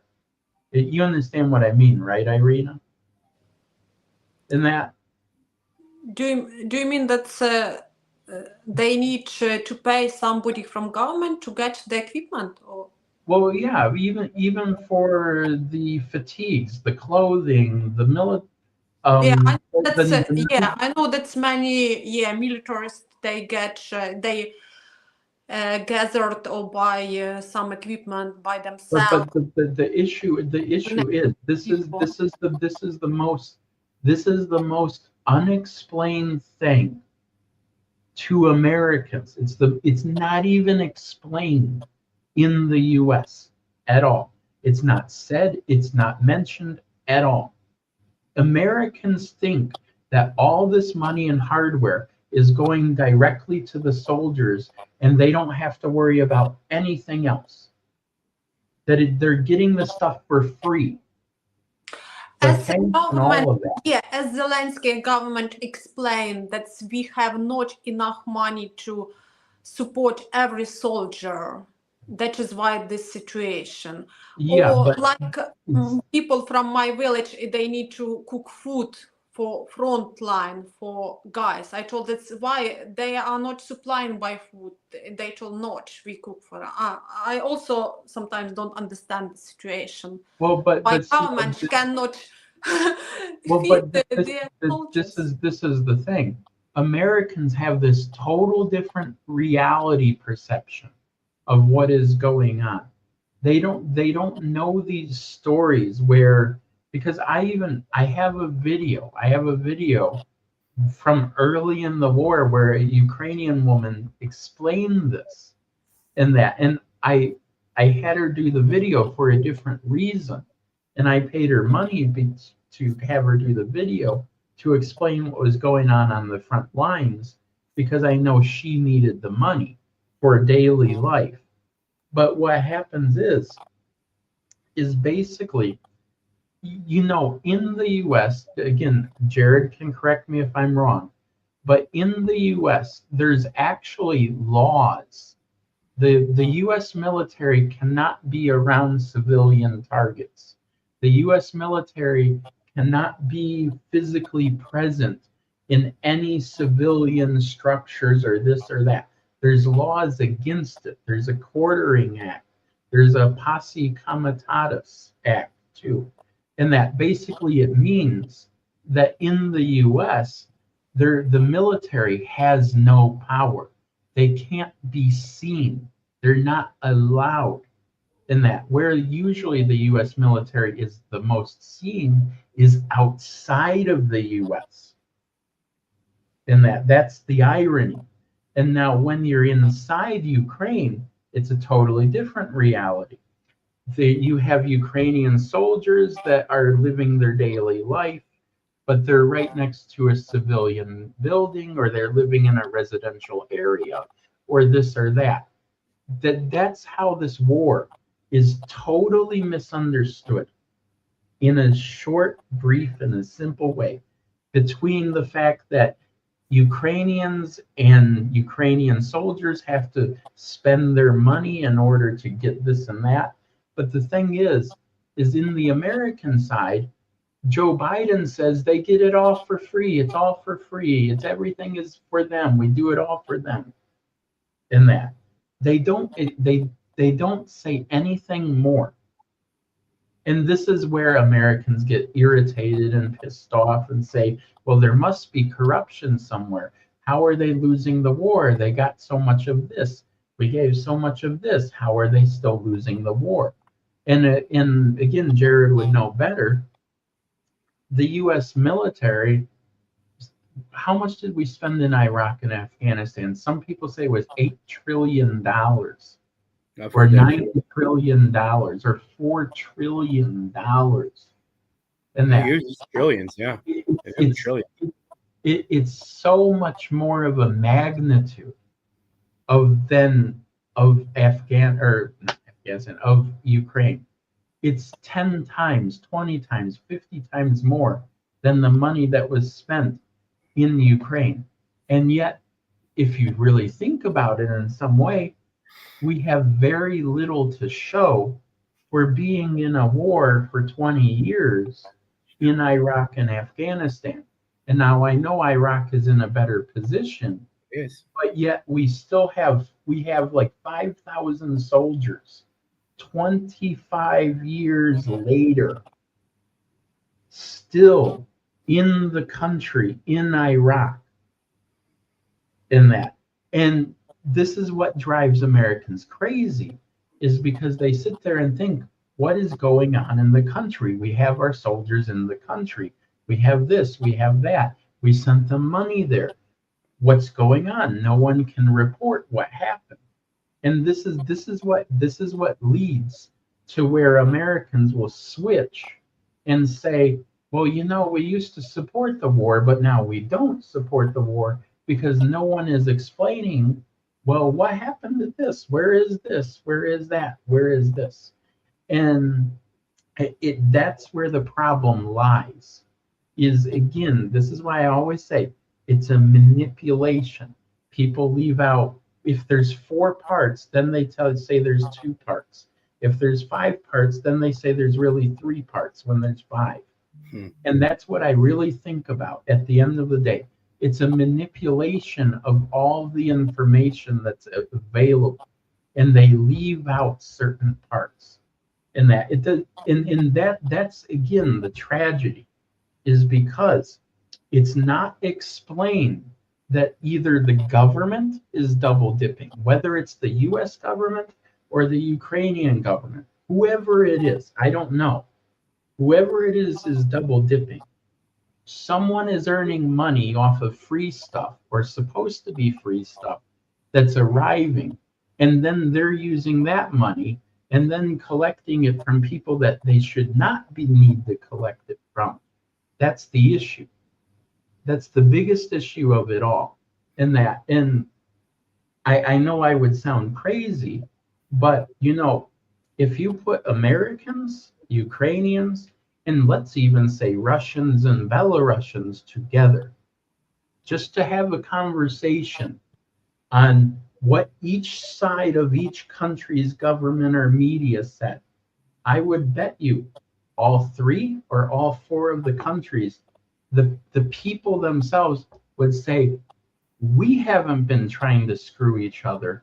The people above have been trying to screw us around each other. That's my view. That's my view.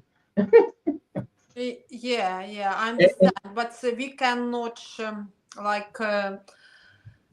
we cannot solve this problem, and Ukrainians try to solve what they can solve. Actually, I think during the last 10 years we have less corruption than before. Before, you can be killed if you point on some deputy or on president, like happened to journalists in 2000, I think.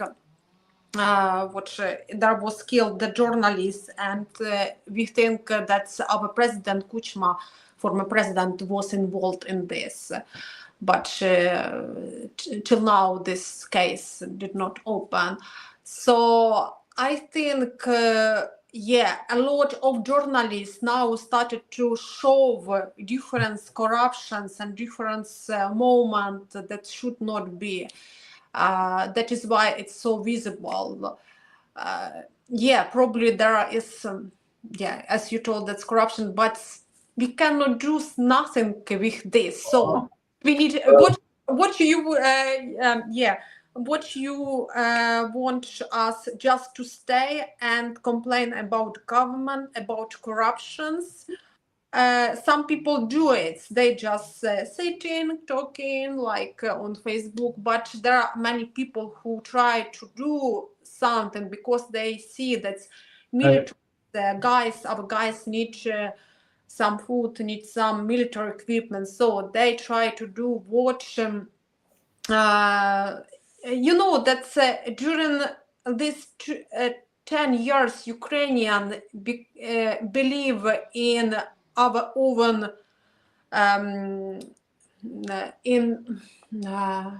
became more independent. I cannot I think in Ukraine became more good people than bad at least.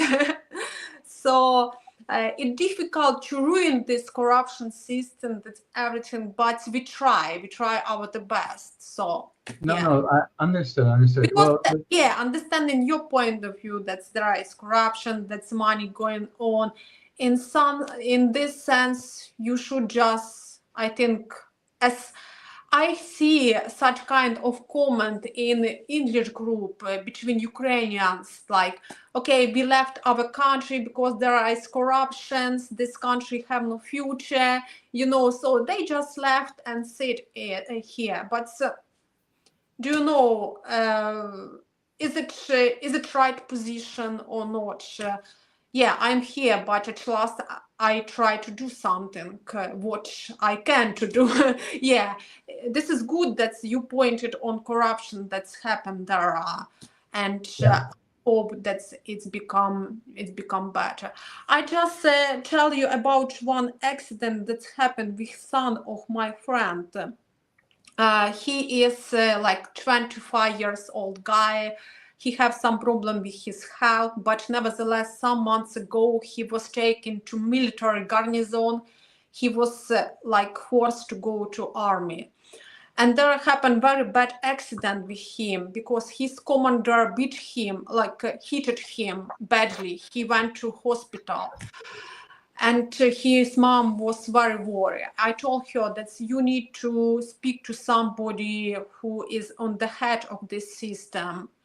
She said, okay, I don't know who can help me. But at last, she found right people who is like right there.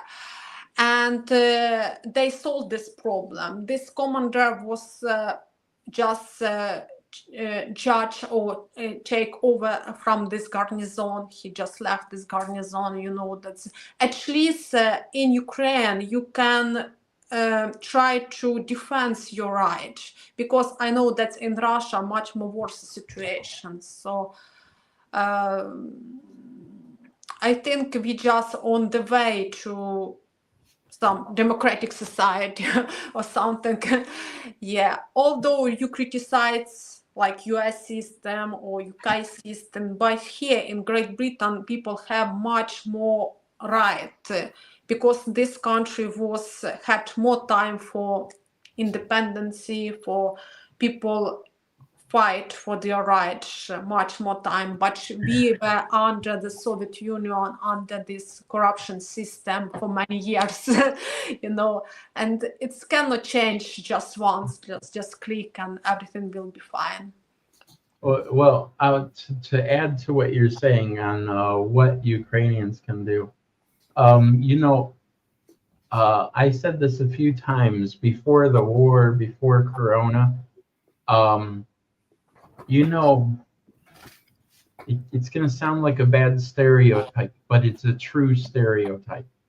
So let's say, there's like a stereotype that in Europe, that let's say that Jews will congregate together and they do something together and they do a little bit of a plan.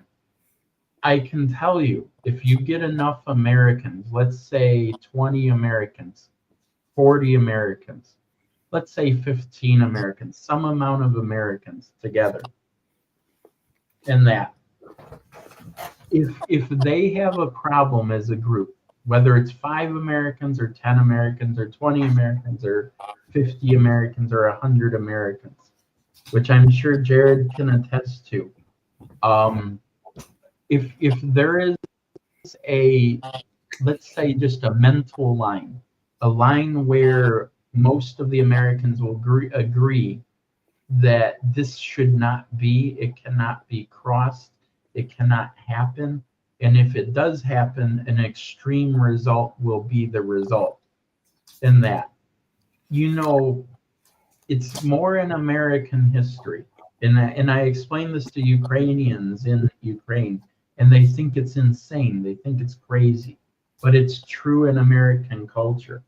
The most dangerous job, other than being a soldier in America, is being an American politician. Because at the worst case, the politician will get shot and killed. And it will always be someone that says, that guy is a tyrant, and that's why I killed him, and that's why I shot him. And that I thought he had too much power. That's the first. And that. Then the second, which I was taught this in high school, is if you don't like what a politician does, you protest him. If he continues, then you try to unelect him and then elect another person in. If that doesn't get rid of him, drag him out of office physically. And if that doesn't work, that's the worst case scenario. This is an American psychology. Americans will not put up with certain things. They really will not. It doesn't have to be a politician. It could be crime in the neighborhood. And that there would be at least, let's say, 5 American guys that all have husbands and wives. And they would sit there and go, okay, we should do a patrol. If someone's going around, well, we know the rules. If it's not us, we'll beat their ass or kill them. It's I think in every country there is some problem, and this is but what I'm trying to say is, like, if you just get enough Americans together, it becomes like a mini America. It becomes like a mini cultural thing, whether it's 10 or 20 or 50 Americans in that. But what happens though is, regardless, is that there's just certain things that Americans won't allow. And even if it's bad for Ukrainians, if there was enough Americans, I can tell you, they would probably, the Americans would sound like a screaming, loud buzzkill of just an annoyance to whoever was the problem, whether, say, a building needs to get repaired, or let's say a children's playground should get fixed, or something of that sense.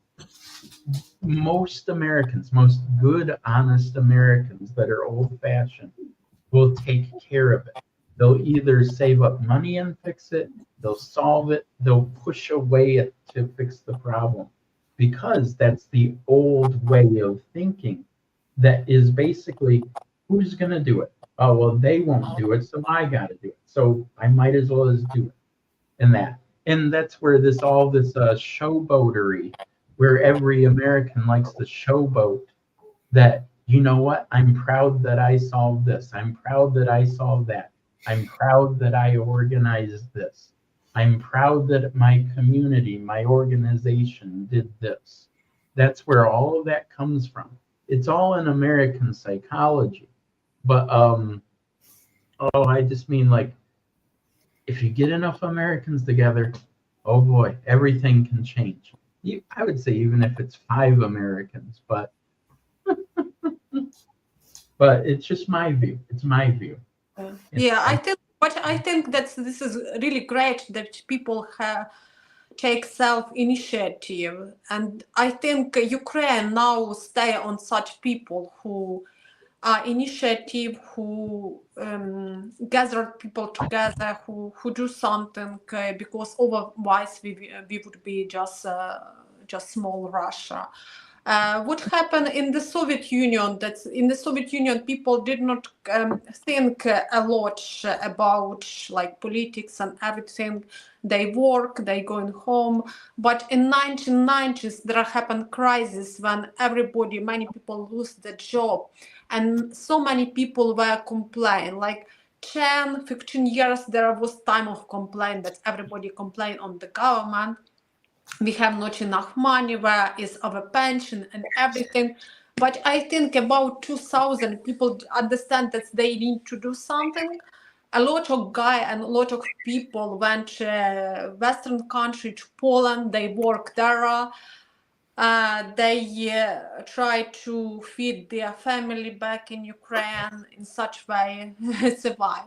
But after, in 2000, I think many people decided, oh, why I need to work for some rich Polish guy? We can work here in Ukraine. And many Ukrainians started business. Like 10 years ago, there appeared many different farmers, like private farmers. That is why Ukrainians, even during this war, become very initiative, and many Ukrainians believe that everything depends of me, that I need to do something, that's and we very connect with army, with the front line. Anyway, if we go to the last question, because I think my battery is very low, about Russian speaking. There is misconception that in Ukraine Russian language is like forbidden, that if you speak Russian, you people Something against bad will Russian happen. language. Yeah. So do you have people who speak Russian and people behave badly to them? Well, Irina, now you get to learn whether I learned Ukrainian or Sergic or Russian at the same time. So here's a test of what I think is Ukrainian, but maybe it's Sergic. Maybe it's in between. You don't understand who is Russian? Well, okay. Well, to give some perspective, okay. So in Polish, in most of the Slavic countries, there's some similarity with wording or how it sounds, just like in English and that. But, I understand that it is a misunderstanding generally. The misunderstanding comes from the fact that they want Ukrainian to be the primary textual language, or let's say the written language for the country. And or let's say when you're in court, that the documents should be officially in Ukrainian and not another language. That's the first part. The second part is, I think this is fine because our language, official language. And the second part is, which only now, it only took almost 300 years in America. It only took 300 years almost. Trump finally made it an official thing that English is the official language of the United States. So he did that like a few weeks ago, but you have an entire 250 or 270 years where the United States had no official language. Okay, again, this is a perception and misunderstanding. And that, because I would think, I know because I had these conversations, Ukrainians thought they were moving more and more towards the USA with ideas, with thoughts. And in reality, it's kind of like sometimes they're moving further from the USA in terms of thoughts and ideas. Because the idea usually in the mind is, if you want to be closer to the US, you need to have less laws, less regulation. More regulation, more laws means a bad thing. That's the first part. And then the other part is like, in a normal conversation, some people might say, oh, they're speaking Russian. I don't want to hear Russian. Please speak in Ukrainian. That does happen. Does it happen every single time? No, maybe 1 out of 20 times, 1 out of 30, maybe 2 out of 50 times.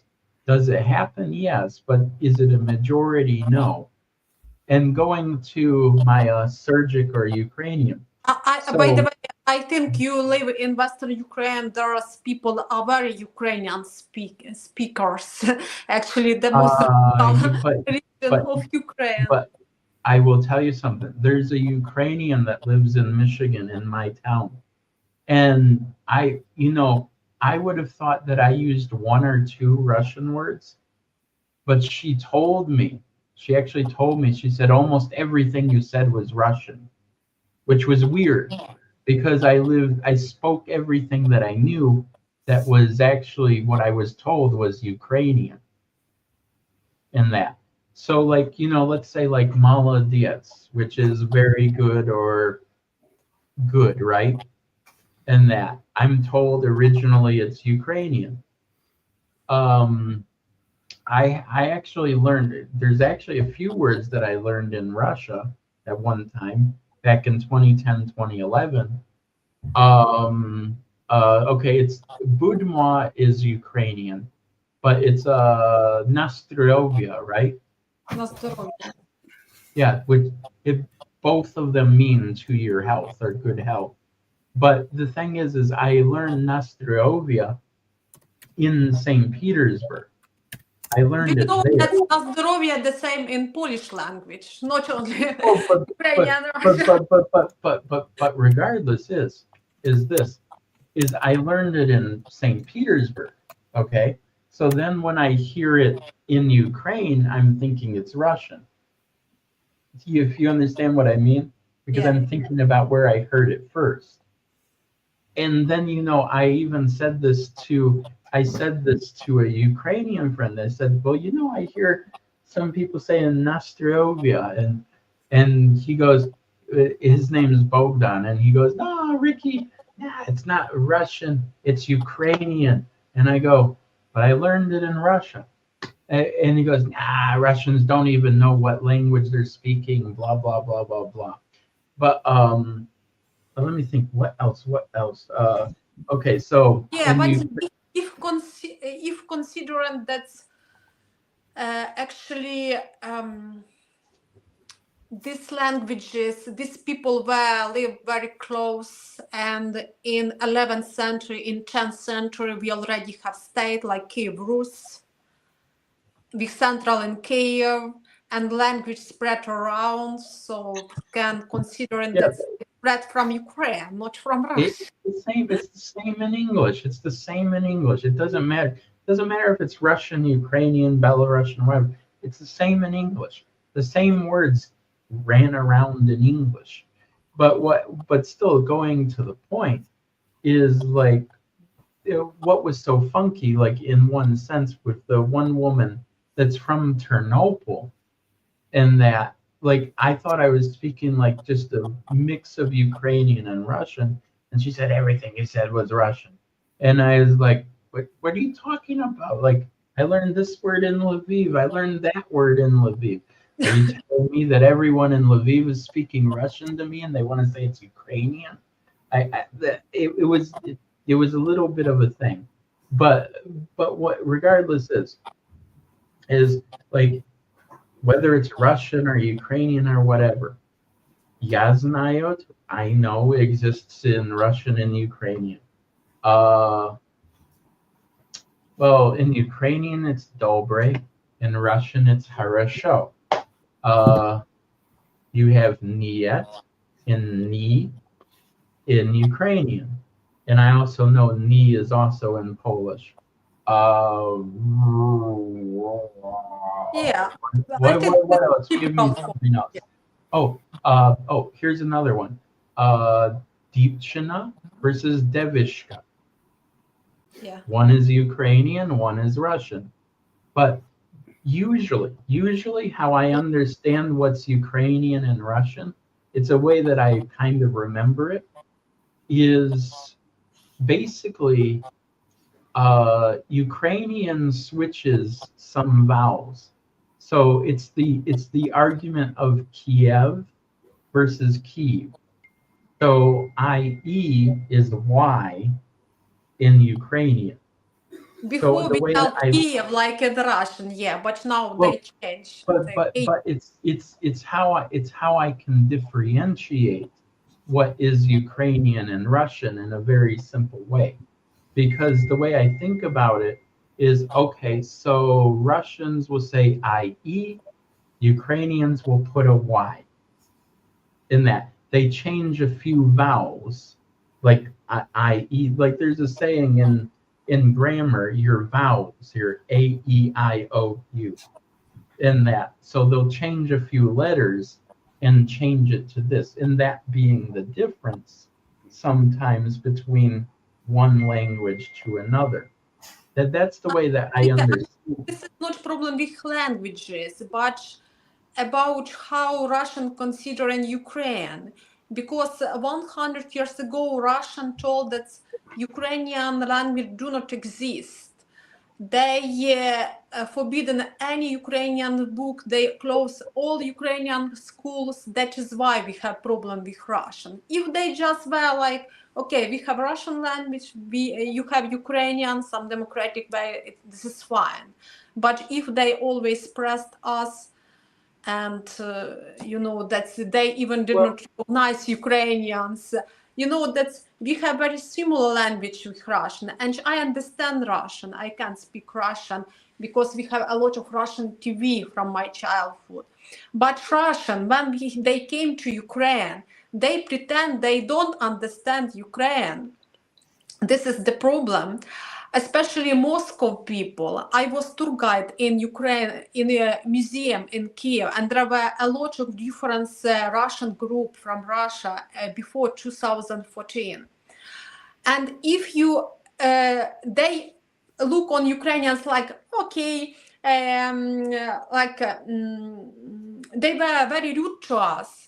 If you don't speak proper Russian, they can just ban you and tell manager why your tour guide speaks so bad Russians, which never happened to Belarusian group. I had not very good Russian language, but I improved in museum. But when I have Belarusian group, Belarusian people told us, okay, don't worry about Russian language, speak Ukrainian, we understand. I never had problem with Belarusian group, but when there were these Russian ladies who look like a boss, okay, we are bosses here. One time was when museum was closed and they complained why it's not in Russian. They told us like, what is zachинено? Zachинено means close. But they pretend they don't understand it. Why it's not in Russian? Закрыто. Почему это не на русском? That's, and they behave like boss in Ukraine. Yeah.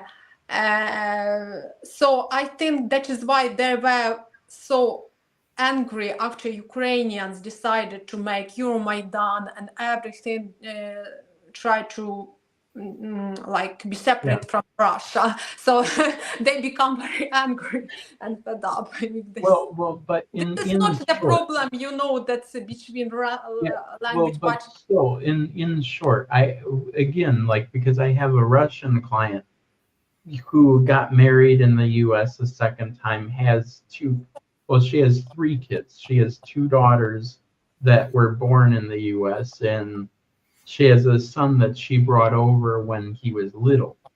And that, she knows I'm in Ukraine.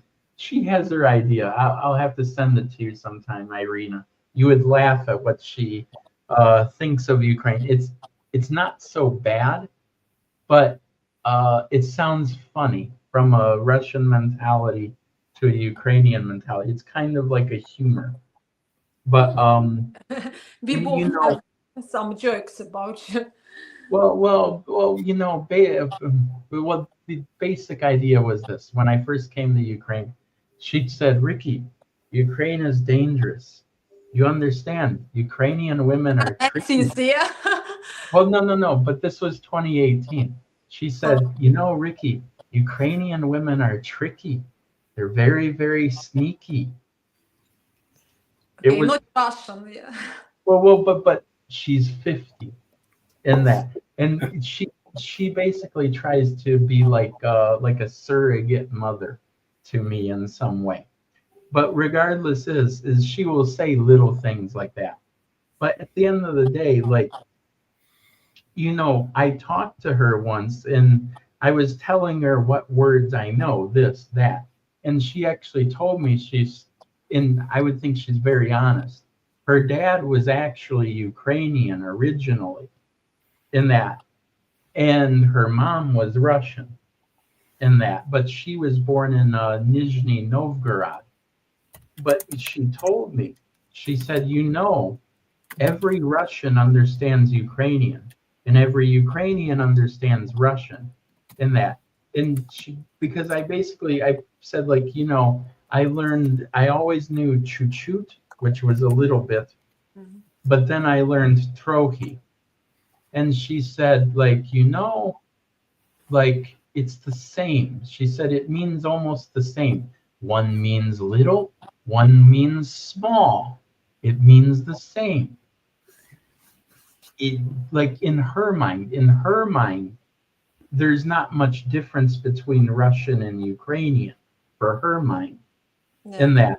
But he was wrong that Russian understand Ukrainians. Probably if they have Ukrainian TV like we have Russian, they would understand. Well, but she was never a political, like, how do I want to say it? She was never a political Russian. She wasn't like that. Because, you know, when I first talked with her, she used to actually question me a little bit. She would say, "Do you really think Putin is so good? Do you really think so? You really think what the news says is good about him?" And like, you know, if you question her more on it, she'd say, "Look, every leader that was Russian was bad. Every leader." She said, "Putin is horrible. You think all the news is good about him? He's horrible. All of them are bad." That was her point of view. Is basically all politics, all of it is all corrupt. And it's her opinion. And she actually told me once, she said, "You know, I remember growing up in the Soviet Union, how they used to have the Bible, but it was not the Bible. They would take passages out of the Bible and they would say it was from the Communist Manifesto and it was about communism." Yeah. Right, Irina? Right? Yeah, I don't understand. Yeah, but I'm serious. there was a problem with church. This gives Jared a look, but I'm serious. But she told me this. She used to say, like, because they never really had a Bible where she was at. But then she read the Bible and she told me, she said, "You know, they took things from the actual Bible, rewrote it, and said it was from communism, from Lenin." I never. Yeah, She told this is an interesting idea. Yeah. Okay, I think we need to finish this. If you, Jared, what would you like to tell Jussie at the end of our? Well, on our last question, we were talking about. Hold on, I got to pull it up. I had it off. My phone went to sleep on me. Yeah, my too. That was Ukraine censoring and oppressing Russian speakers. Well, I guess for this one, I don't have a whole lot of understanding, but I did. I typed in two things into the chat. I said, most of the Ukrainians that I know, right, here in the U.S., most of them are from Eastern Ukraine, and they all speak Russian. And so I guess in a way, it seems like there's a difference between Western Ukraine and Eastern Ukraine, isn't there? Are the cultures different? You know, Jared, I can explain this better. Okay. The difference is this. You have Eastern Slavic and then you have Western Slavic. Okay. So Western Slavic is Poland and Czechoslovakia, right, Irina? Yeah. I know it's Poland, but it's Czechoslovakia and another country, I think. There's a mental thinking that's different between Eastern Slavs and Western Slavs. That's the key part. Then the other part is this. Russian, in a sense, is like the lingua franca because French used to be the language of politics, the language of diplomacy, in that for a certain period of time in Europe. Now German is like the lingua franca, which means basically that it's the popular language that in a certain region people will speak. And of course, English is the dominant, but in the world of business in Europe, German is the dominant in that. But, you know, like 300, 400, 500 years ago, French was the dominant language for European affairs in that. But this is the point of going to what you're saying about how all Ukrainians or Eastern Europeans speak Russian is because that was kind of like the majority language. You know, I have a friend in Vitebsk in Belarus. He once told me, he said, you know, whether it's Belarusian, Russian, or another language, that Russian is the more emotional language. That's what he told me, from his opinion, and he said that years and years ago. But regardless, it became like the lingua franca of the region, which everyone would just understand each other. Was it by force? Yeah, in some ways, but it just became that way over time by culture. And because Russia dominated above Ukraine. Yeah. So so thank you very much for joining, and thank you for explaining these topics. Yeah, we already 2 hours and 30 here. Yeah, I think just wait till you have a 5-hour and a 10-hour video. No. Yeah, thank you for this discussion, because it was really interesting, to hear the side of US and Ricky who live in Ukraine, because actually everybody have its own opinion about the situation and everything that's going on. But if you gather together and have some talk, you understand other people's ideas and what's going on. Yeah. Yeah. So thank you for take part in this in this talk.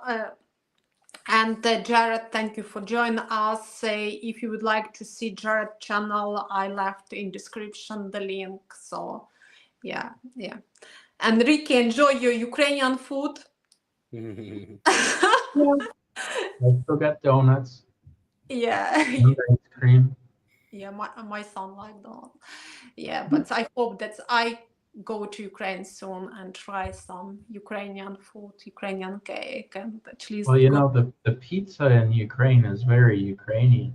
I'm joking, but it is.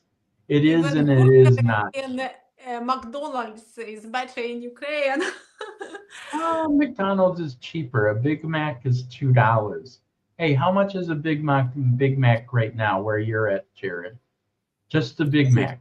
Big Mac, I'm going to take a guess. Maybe $9 and maybe 13 with a meal, maybe. But you know, in the Ukraine it's $2. Just the Big Mac. No pop, no fries, no nothing.